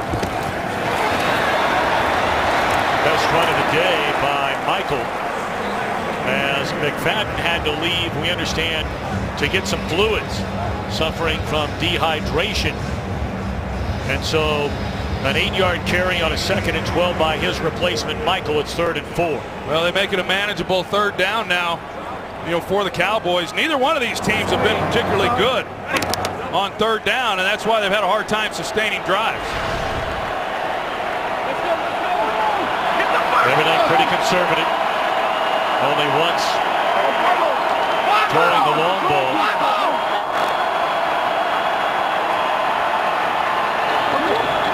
Third down, coming after him. And Bryant, a reception and a first down. And he'll strut his way back to the huddle.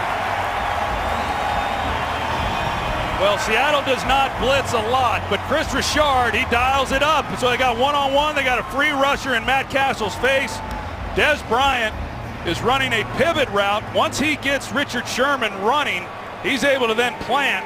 That's his left foot too, by the way. He's not planting and stopping on the broken foot that he had, and able to come back out of that route and create some separation. But a good job by Matt Castle, hanging in there under pressure and delivering a good ball. Saw McFadden is checked back into the game. And he'll get the ball. Try to lower the shoulder on Bobby Wagner, who stands up McFadden. Well, the best football game in America this Thursday is on FS1. Number 2 Baylor. What an offense, taking on K-State. The only place to see all the action, Thursday night on FS1.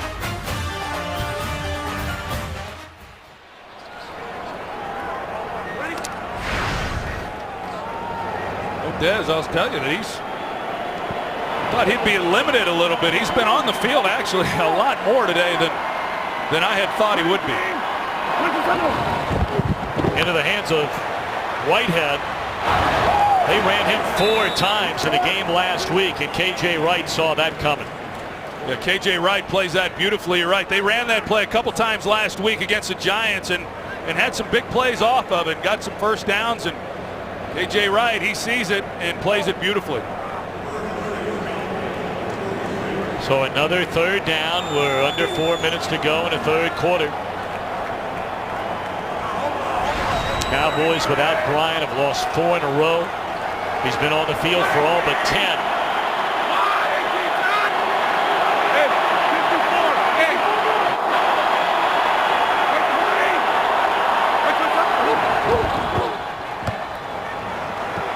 Looking for Bryant, and it's incomplete.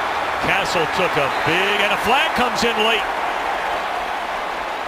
Castle took a huge hit as he started to throw that ball, which is why it was number underthrown. 88 offense. That penalty's declined. 4th down. It's on Bryant. Well, it's a good play by Des Bryant, because otherwise this ball's intercepted. Here's the hit. Cliff Averill, he just gets a free run on Castle, and you know, this is what we've talked about. You see the way Richard Sherman is able to locate the ball in flight and make a play on it. Just, you see it every week. Corners just unable to locate the ball in press coverage. He does, and for the 2nd time today, Dez is playing defense and breaks up an interception. Tyler Lockett waiting on the punt from Chris Jones. They'll let it bounce. And the Cowboys will cover it up inside the 5.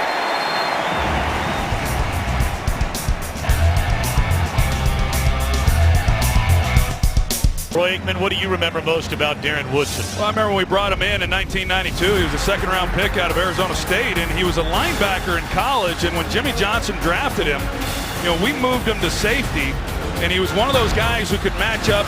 I don't want to say he was before his time, but it's the type of safeties you see in the league now, to where he could match up against some of the game's best receivers. He played the slot defensive slot nickel position as well, and a great athlete and really just a great guy. I texted him earlier today congratulating him, and hey, a great player, but I said, you know, the best part was that you carry yourself with class, and he always has, and he gave quite a speech there at halftime. He really did, being inducted into the Cowboys Ring of Honor.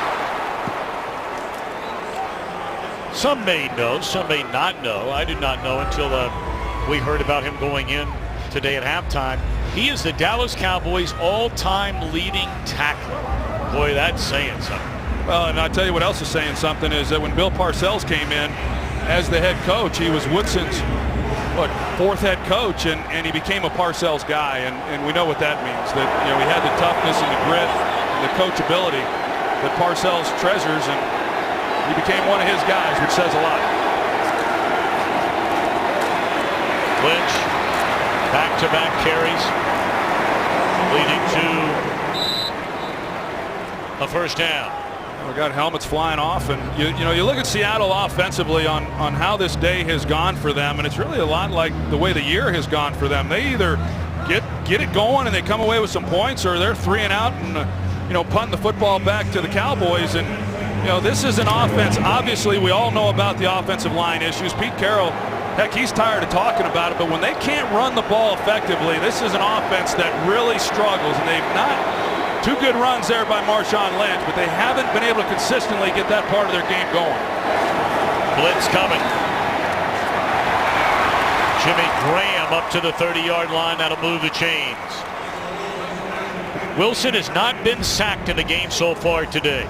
They get Jimmy Graham out on Morris Claiborne, a corner, and he runs a good route, and they put it on him. And you talked about the game that Jimmy Graham had against Carolina a couple weeks ago, and yeah, they got him a little more involved. A lot of those big plays, Tom, were off of Russell Wilson, creating plays, buying time, and getting the ball down the field. And that's how so many of those big plays have come. But a pass rush that we expected to do more from the Cowboys has been a non-factor so far.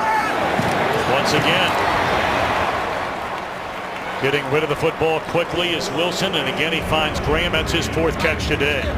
Well, Alvin Bailey is doing a decent job, as we see that he's able to at least slow Hardy up, but more importantly, Russell Wilson knows he's got to get the ball out of his hands. He takes a hit, but this is a tough game to call for offensive coordinator Darrell Bevell when you've got a backup at left tackle against Greg Hardy and a line that has been struggling against some of these pass rushers, and yet they haven't given up a sack. And now Will Tukuafu, false start, number 46, offense. 5-yard penalty remains. 2nd down. So 2nd and 1 becomes 2nd and 6. There's a look at Darrell Bevell there, and look, we talk about Jimmy Graham and how do you incorporate him more into the offense. When you look at his numbers on how many times he's been targeted through the first 7 games compared to the number of times targeted last year in New Orleans, it's just about 1 target less per game. And so for a team that doesn't throw the ball any more than Seattle does, I think they've tried to get him the ball plenty.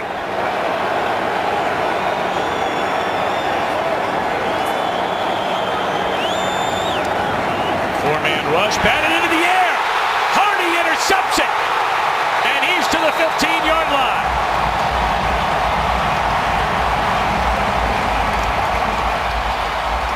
The first Dallas defensive takeaway since the 2nd week of the season in Philadelphia.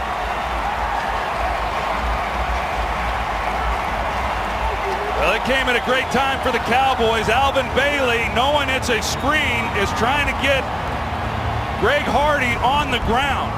He's going to go low on Greg Hardy, but Hardy is able to keep his feet, bat the ball up, and then locate it. Just an athletic play by Greg Hardy to come away with the interception and give the ball to this offense with great field position.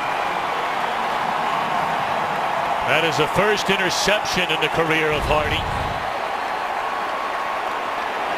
Came into the league with Carolina. Suspended nearly the entire season last year, first 4 weeks of this year. And this is his 3rd game since coming off the suspended list. He had 3 sacks and now a batted ball and an interception. And you can talk from now until next week about what you think about Hardy as a man, but it cannot be denied that he can play football. End of the 3rd quarter. Dallas trying to take the lead. Fox NFL Sunday returns after these messages and a word from your local Fox station. Big takeaway, the first in 290 snaps by the Cowboy opponents going back to week 2 against Philadelphia. And it's Hardy who takes it away. Cowboys trying to get the lead for the first time.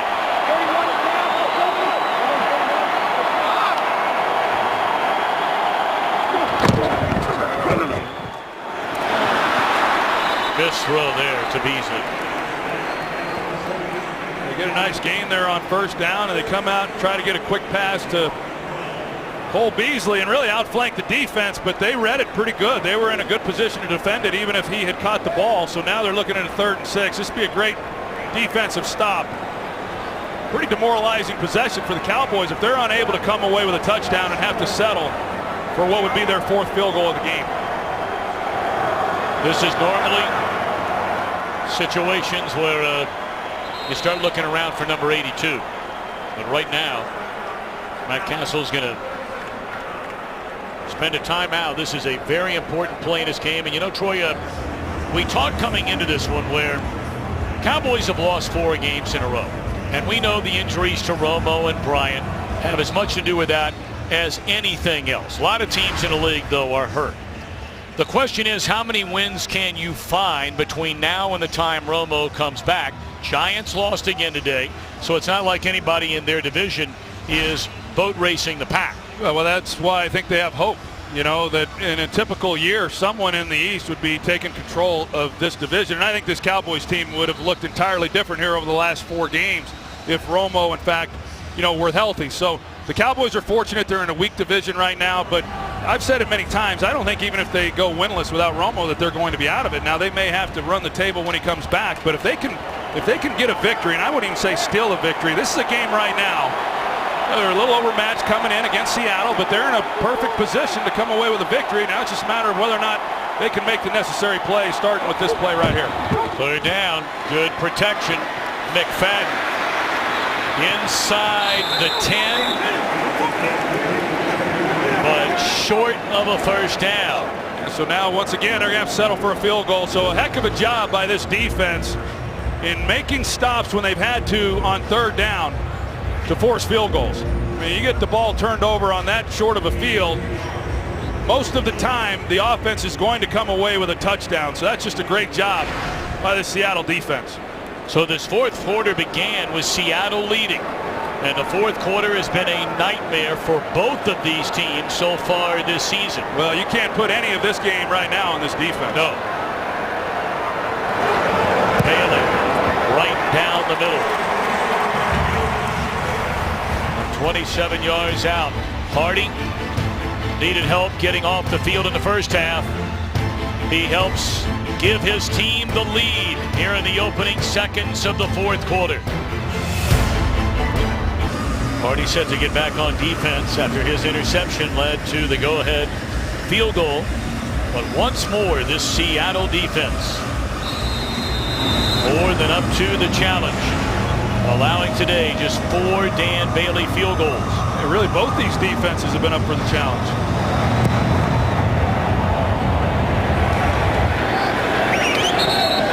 Well, you can't put a value on Bailey banging all these kickoffs into the end zone the way Lockett has been as a return man. What a day on Fox. It started from London. 1 o'clock Eastern game. This one America's game of the week, and rolling right in to the World Series. Game 5 tonight. Edinson Volquez, Matt Harvey. Mets try to stay alive. And really it would help keep our producer alive, Richie Zion, if they could find a way to get a win. Yeah. You know, today I got to feel like it feels when you live out on the West Coast. You wake up, turn the TV on, and NFL football is being played. Marshawn Lynch ran into his own man. That may have prevented him from getting first down yardage, but still a good pickup on first down. Well, it sure was. And, you know, Seattle coming into this game, Tom, they had been, good in creating big plays. In fact, 3rd in the NFL in plays of 20 yards or more. But today, neither team has been able to come up with any big plays, but Seattle especially, because that's what they've been able to do well on that side of the ball. And they've only had one play over 20 yards, and it was the touchdown pass to Luke Wilson there in that first half. So those rushing yard numbers, Carolina is the only team in the NFL averaging more rushing yards per game than these Seattle Seahawks. Well, they're going against a defense. Dallas is the 9th best rushing defense in the NFL. I think this defense is probably underrated, overall. Especially when Romo's healthy and the things that they're able to do on the offensive side of the ball. But defense last week against the Giants, they were outstanding, and they've been good in this game as well. First down and 10.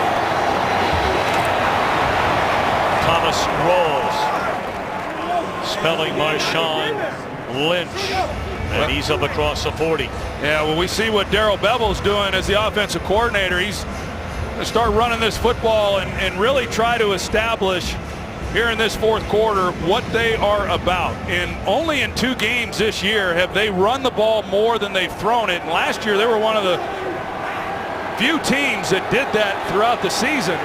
This drive right here, they're getting a heavy dose of the run game. Rolls again. Very close to the first down marker. Needed to get to the 45. Looks like they may spot it inches, maybe a foot short.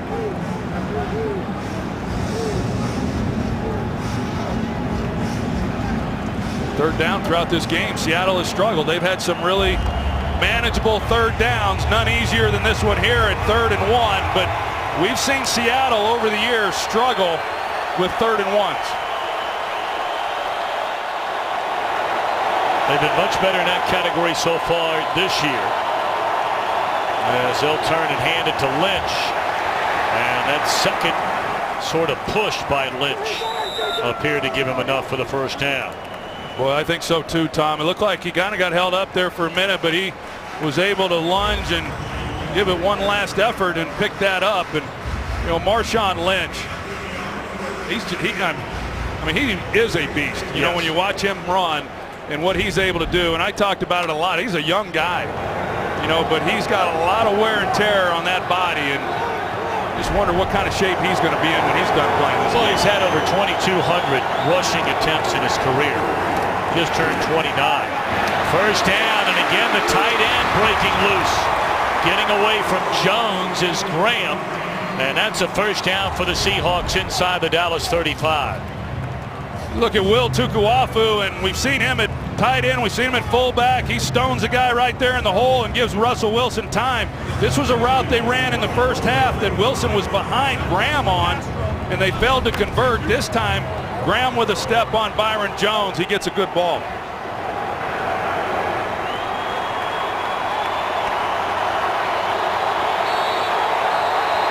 Timeout, Seattle.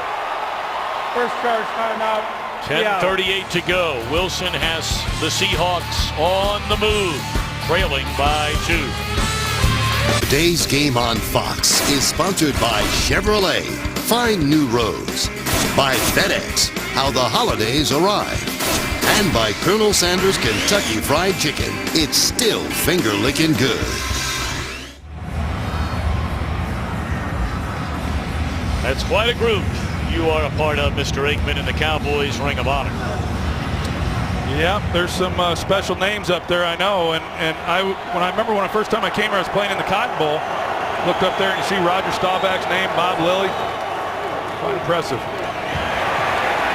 Lynch stays on his feet. That should have been a 3-yard loss. Instead, he may have been able to get back to the line of scrimmage. Lee initially there to slow him down. Well, we'll see what Dallas is able to do. We've seen what Seattle has done. Once the Cowboys have gotten a little something going offensively and have had good field position and able to slow them down and force field goals, and this has been a good drive thus far for this Seattle team.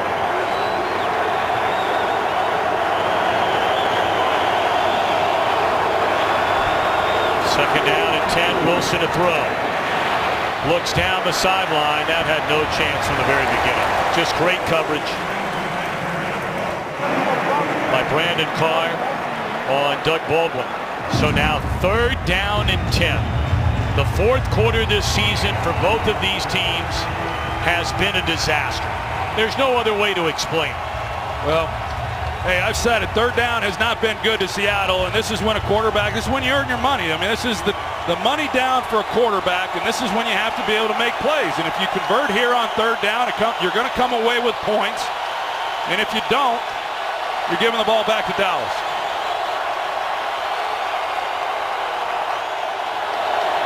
They need to get to the 25-yard line. 4-man rush. Wilson drops it off to Graham, and that is an outstanding tackle made by Heath in the open field. So out comes Hauschka to try and give the Seahawks a 1-point lead. Yeah, they don't pick it up, but then Russell Wilson, he's able to move around and buy a little bit of time, and you know, just an excellent job by this Cowboys defense of being able to stay on their receivers even once Russell Wilson gets outside the pocket. Seattle 2 out of 8 on 3rd downs today. This will be a 47-yard field goal try by Hauschka, who's not missed all year going back to last year. And this one is blocked. It's a live ball out out there. And run out of bounds. After picking it up is J.J. Wilcox. It looked like the rookie out of Iowa State, David Irving, was the one who blocked that field goal try. Irving's a big man. He's 6'7", and appeared to get that left paw on it, denying the Seahawks the lead.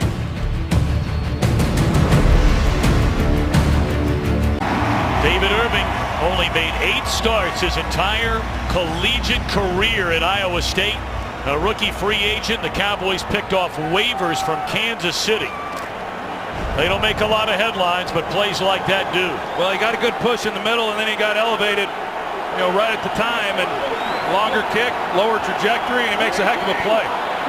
It's the 7th time in Hauschka's career he's had a field goal attempt blocked.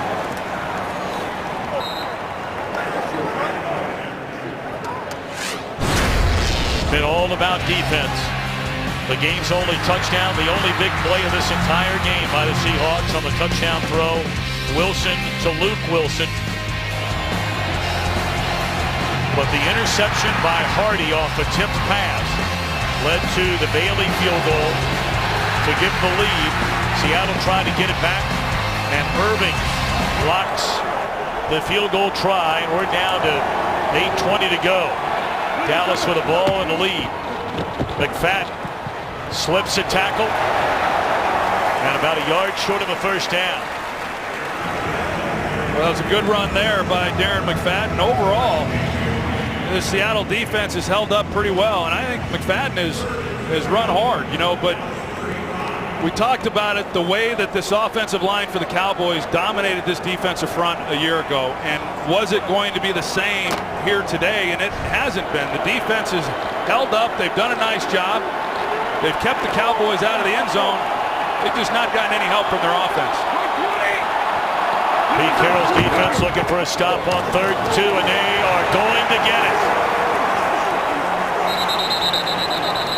And who else would it be at a big moment in the game than Michael Bennett? Yeah, this guy's amazing.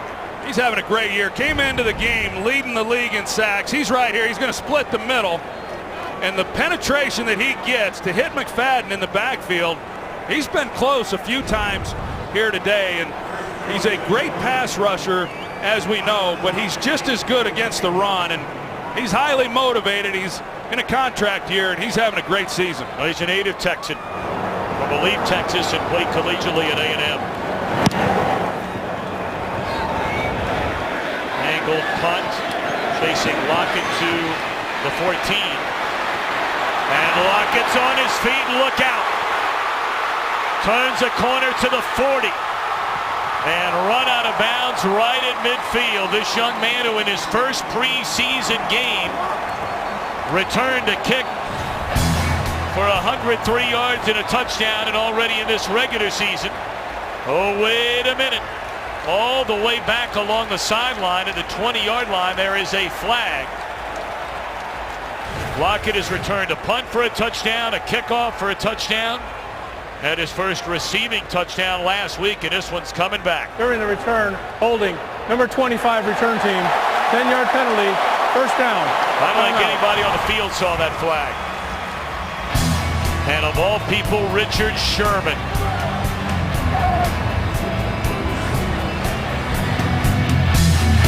This game is sponsored by Fallout 4, the next generation of open world gaming, available on November 10th.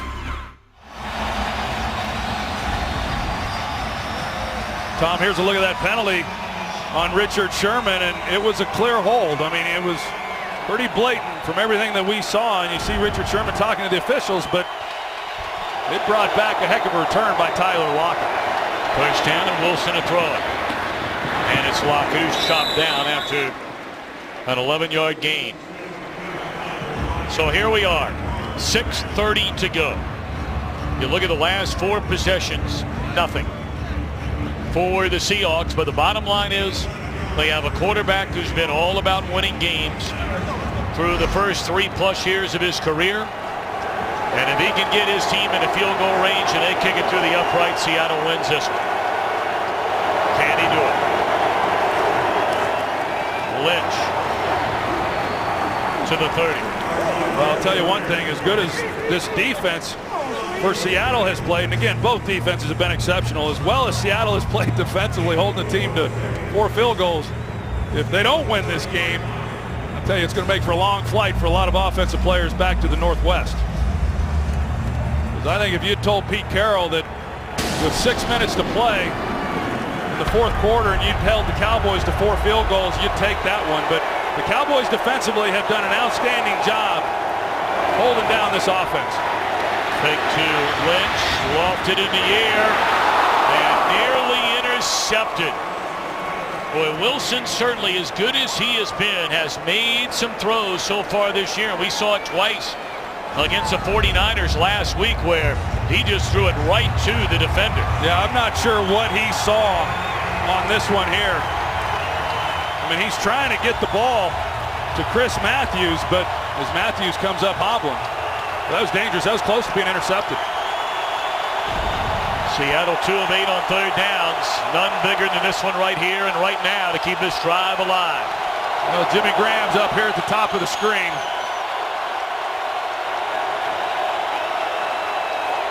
Only a 3-man rush, and they get it to Graham, and he has enough for a first down.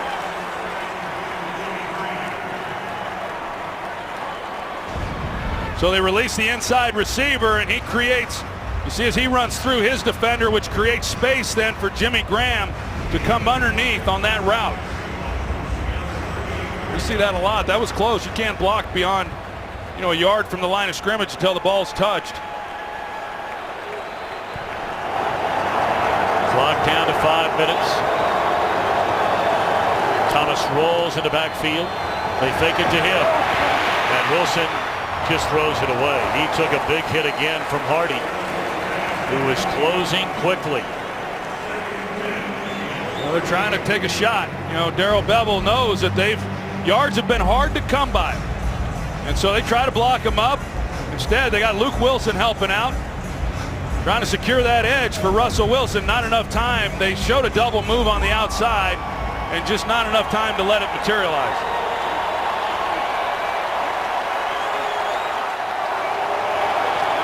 Second down and 10.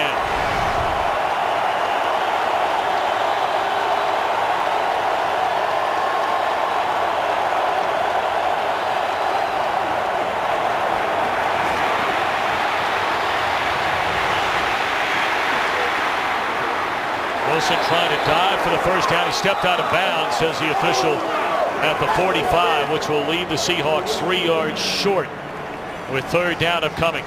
Well, great effort by Russell Wilson, and you're right, as he came out along that sideline, he had stepped out before he was able to lunge, but he knew exactly where he had to get to. But this is obviously a big third down right here.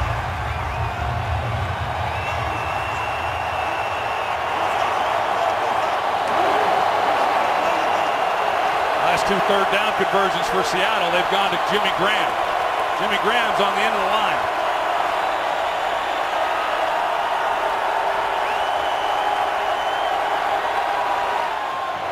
Time to go the other way to Lockett, and he has a first down. Similar play in reversed fashion, if you will, from the first down to Graham a moment ago. No, you're right, but there's nothing illegal there because Morris Claiborne, the corner, he's up in press coverage. He's just trying to get off the ball. Jermaine Kearse was, and it opened up the flat then for Lockett in the first down.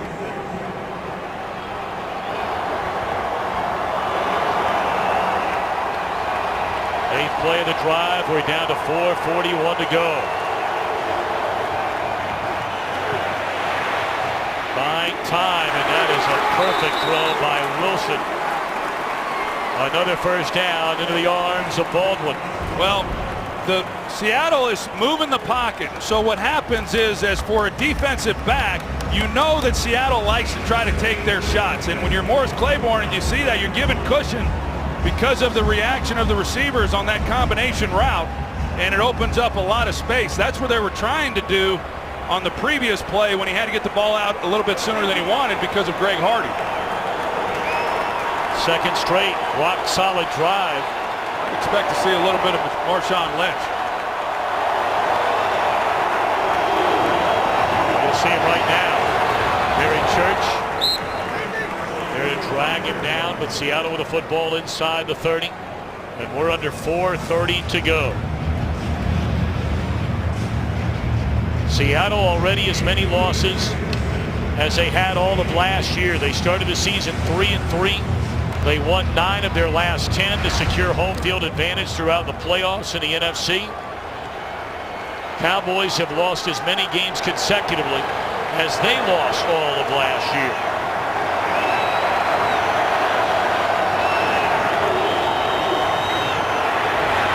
Wilson will keep it himself.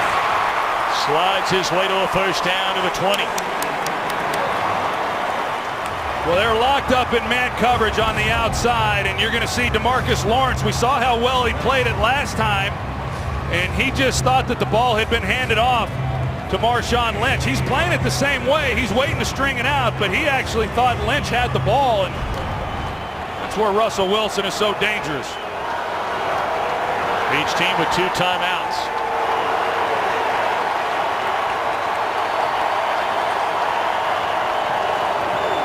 Out of the eye, they give it to Lynch. Still on his feet inside the 15, down to the 14. That'll be a gain of 6 on first down for Marshawn Lynch. 78 yards on the ground for Lynch. Timeout on the field. Jason Garrett spends one of his remaining 2 timeouts, stopping the clock with 3:10 to go. Cowboys lead 12-10. Second down and 4 for Seattle. This drive started after the Richard Sherman penalty, taking away a big return by Lockett all the way back to the 15-yard line.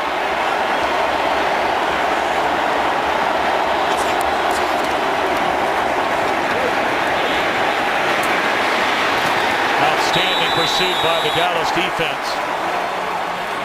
Rolando McClain was looking for a penalty after initially forcing, along with Hardy and Mincy, into the outside. Oh, it's an excellent job defensively. They just never allowed Marshawn Lynch an opportunity to get squared up and downhill, and they string it out. And the Cowboys, I was going to say, I thought they'd called timeout. Yep. They called a timeout, and so now they force the hand of Seattle as far as what they want to do. If they want to go for it here on 3rd down and throw the ball, risk stopping the clock, or keep it on the ground, kick a field goal, they make that and take the lead, knowing that there's going to be still, a fair amount of time on the clock left for the Cowboys. Take a look ahead at next week. The NFL on Fox returns. Coverage begins at 11 Eastern with Fox NFL Kickoff, followed by America's #1 pregame show, Fox NFL Sunday. Troy, you'll be back with your regular partner, Joe Buck. How about that game between the Packers and the Panthers? It could be. Both still have to play tonight or tomorrow. A battle of unbeaten. Yeah, that could be a great one. That game is going to be good tonight between Denver and Green Bay. A battle of unbeaten. Yeah. They're going to throw it 3rd down. Or are they? Wilson with room to run. And he will pick up the first down inside the 10. That is a money run by Wilson. And the Cowboys are out of timeouts. Well, you see the Cowboys, they just don't maintain their lanes. And as Russell Wilson steps up, he's got the back door there just wide open. And then it's a foot race for the pylon to see if you can pick up the first down. And he knows exactly where the marker is. That's a great job by Russell Wilson, just making a play. Pete Carroll talked to him just as he was going out onto the field there. And I think he said, hey, if you don't have it, don't force it and incomplete the ball. It'll stop the clock. And Russell Wilson does it beautifully. Marshawn Lynch stacked up, run out of bounds. Nice play by the rookie Byron Jones. If you can believe this, the Seattle Seahawks have only scored 1 4th-quarter touchdown, and that was in a season opener. Well, Tom, right now, with Marshawn Lynch going out of bounds, the clock is stopped, and now they're going to get the benefit of also the 2-minute warning. Wilson rolled up on by his own man, Tukuafu. And they're going to take a look at Luke Wilson, who's at the 15-yard line. We can read the lips of Wilson. He came off the field, said, "I want back in there." This is a big game for Seattle. And you say, big game. It's the 8th game of the year. Well, you look where Arizona is at 6-2. Seattle will play the Cardinals twice. They've already lost once to the resurgent Rams. That was in the season opener in overtime. Well, they dug themselves a hole to start this year. They're all big anymore. But what a costly mistake there by Marshawn Lynch going out of bounds. They would have run this thing down. It would now be 2nd down at the 2-minute warning, and the Cowboys, without any timeouts, they would be able to run this thing down pretty good. And now the Cowboys get the benefit of the clock stopping at 2 minutes. They hand it to Lynch, and he is tripped up, and that'll take us to the 2-minute warning. So a 3rd down coming up. Dallas 12, Seattle 10. The conclusion when we return. Well, you talk about money drives. Seattle so many times has faltered, not just on defense, but on offense in the 4th quarter of games. Well, a lot of discussion on the sidelines during that break as to what they want to do. And I would envision Russell Wilson rolling him out, seeing if he's got a clean look and a shot for a completion or in the end zone for a touchdown. And if not, him just trying to get what he can. But he's got to be real careful here. This is 3rd and goal now, remember, from outside the 10. That's what they're going to do. They roll him out. He's going to run. And he will slide down at the 5, which will take us down to right at a minute 10 before they have to snap the ball for this field goal try. Hauschka has had one blocked today.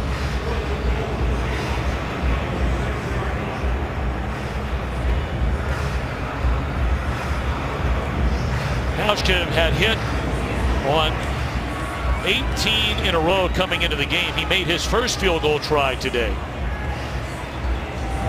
and then had his last one blocked, ending the streak at 19 in a row. Well, the Seattle Seahawks are going to let this thing run down to 1, and Pete Carroll's calling timeout.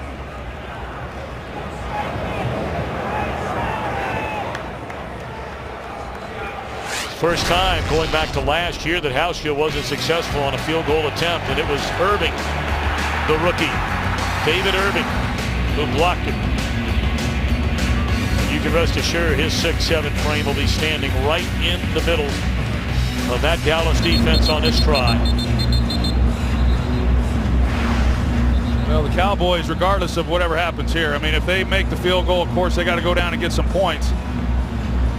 They're going to have about a minute left on this clock with no timeouts to operate with to try to come away with a field goal of their own, assuming that this is a good field goal attempt to go down and win the game. So it looks like Ryan will spot it at the 14, making it a 24-yard field goal try, and it is good.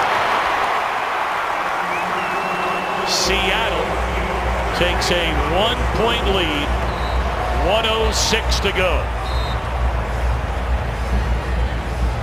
Tony Romo, who has engineered so many come from behind wins in his NFL career. He had the 4th quarter comeback against the Giants in miraculous fashion in week 1. And now all he can do is listen to the plays that are being called and cheer on Matt Castle for him to write a script.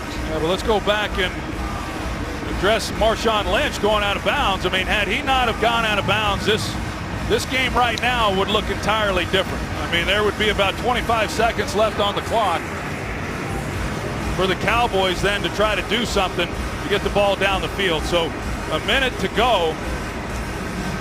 Once they get the ball roughly right around there, you know, they're going to, of course, try to complete some passes, get out of bounds, see if Seattle's able to make some plays.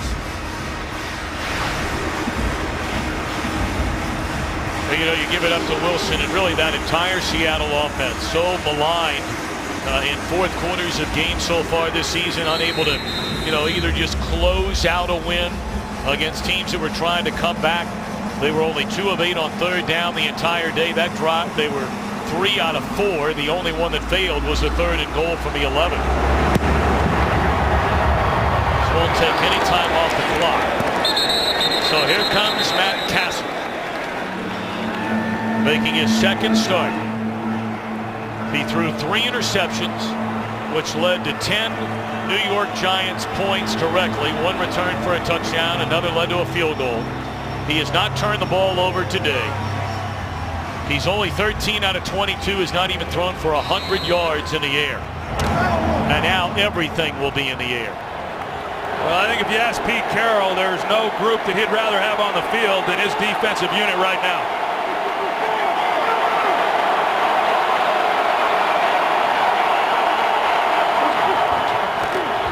Three-man rush. Castle down the middle of the field. Incomplete, looking at Des Bryant in double coverage, and a penalty flag is down. Now they get Michael Bennett. He goes down low on Matt Castle. Personal foul. Roughing the passer. Low hit on the quarterback. Number 72 defense. 15-yard penalty. Automatic. First down.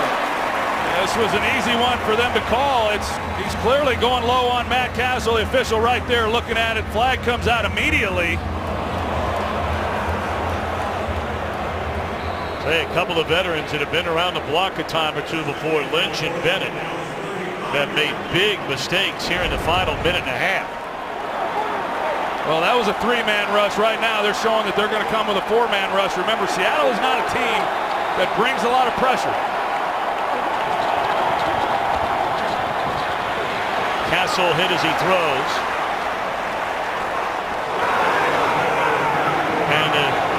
Jordan Hill's going to pick up the ball, claiming this could be a fumble. And it scored a touchdown. Everybody on the field is stopped and watched. Even the Seattle defense outside. On the field is a fumble. Recovered by the defense. I think that's coming back, Tom. For a touchdown. See, the ball goes forward. Fumble on the field.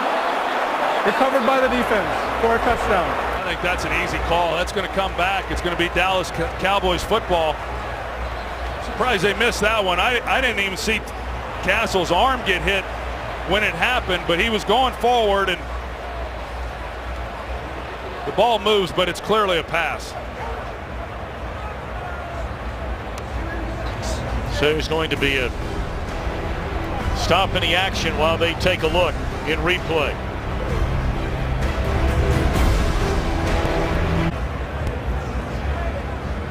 Both coaches pacing up and down that sideline, waiting on the call. After review, the ruling on the field has been changed.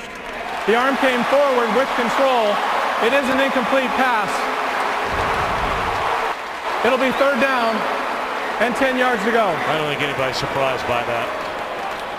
No, I'm not surprised, but I know in visiting with Mike Barrett said it was not as clear cut as what I would have thought that it was.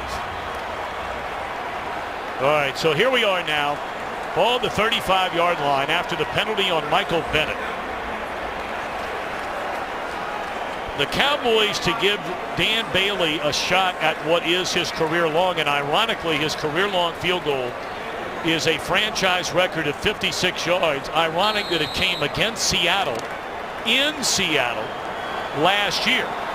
They need to get to the Seahawks' 39-yard line. Yeah, but I think that he's got a lot more leg than that. Castle all day to throw, and it looked like he was hit just as he was trying to dump it off to McFadden by Jordan Hill. 3rd down and 10, 50 seconds remain.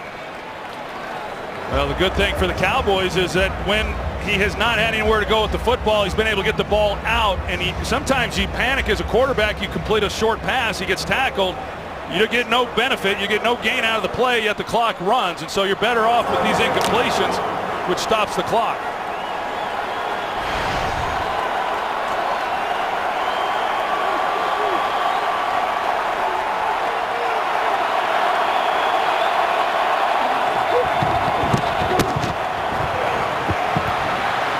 Castle looking around, being chased, and he's caught from behind by Irvin.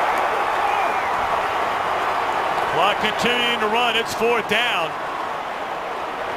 So he can't just go up there and spike the football. Oh, and he's got to call something that gives this team a chance. They're going to play deep. They know this defense is well versed. This is a penalty. Dallas could not even get to the line, and it may not matter. On 4th down, it is Bennett and Hill. Averill also there.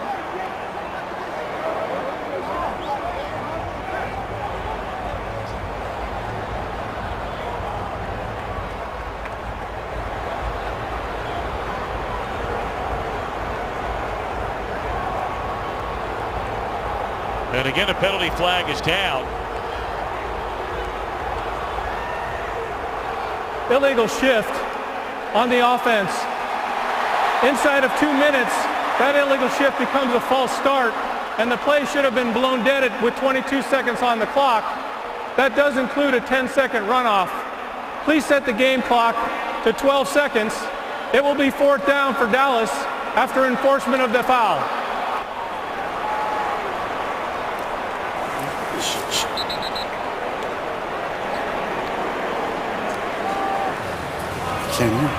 Mike, you want to chime in there? Oh, hey. Yeah, this is exactly right. Since the clock was running, the offense, all 11 players have to get set before the snap. They weren't. It was called the illegal shift originally in a live ball foul, but inside of a minute with the clock is running, the illegal shift becomes a false start. They did a good job of resetting the clock back to 22 and then taking the 10 seconds off. So interesting play that they got right.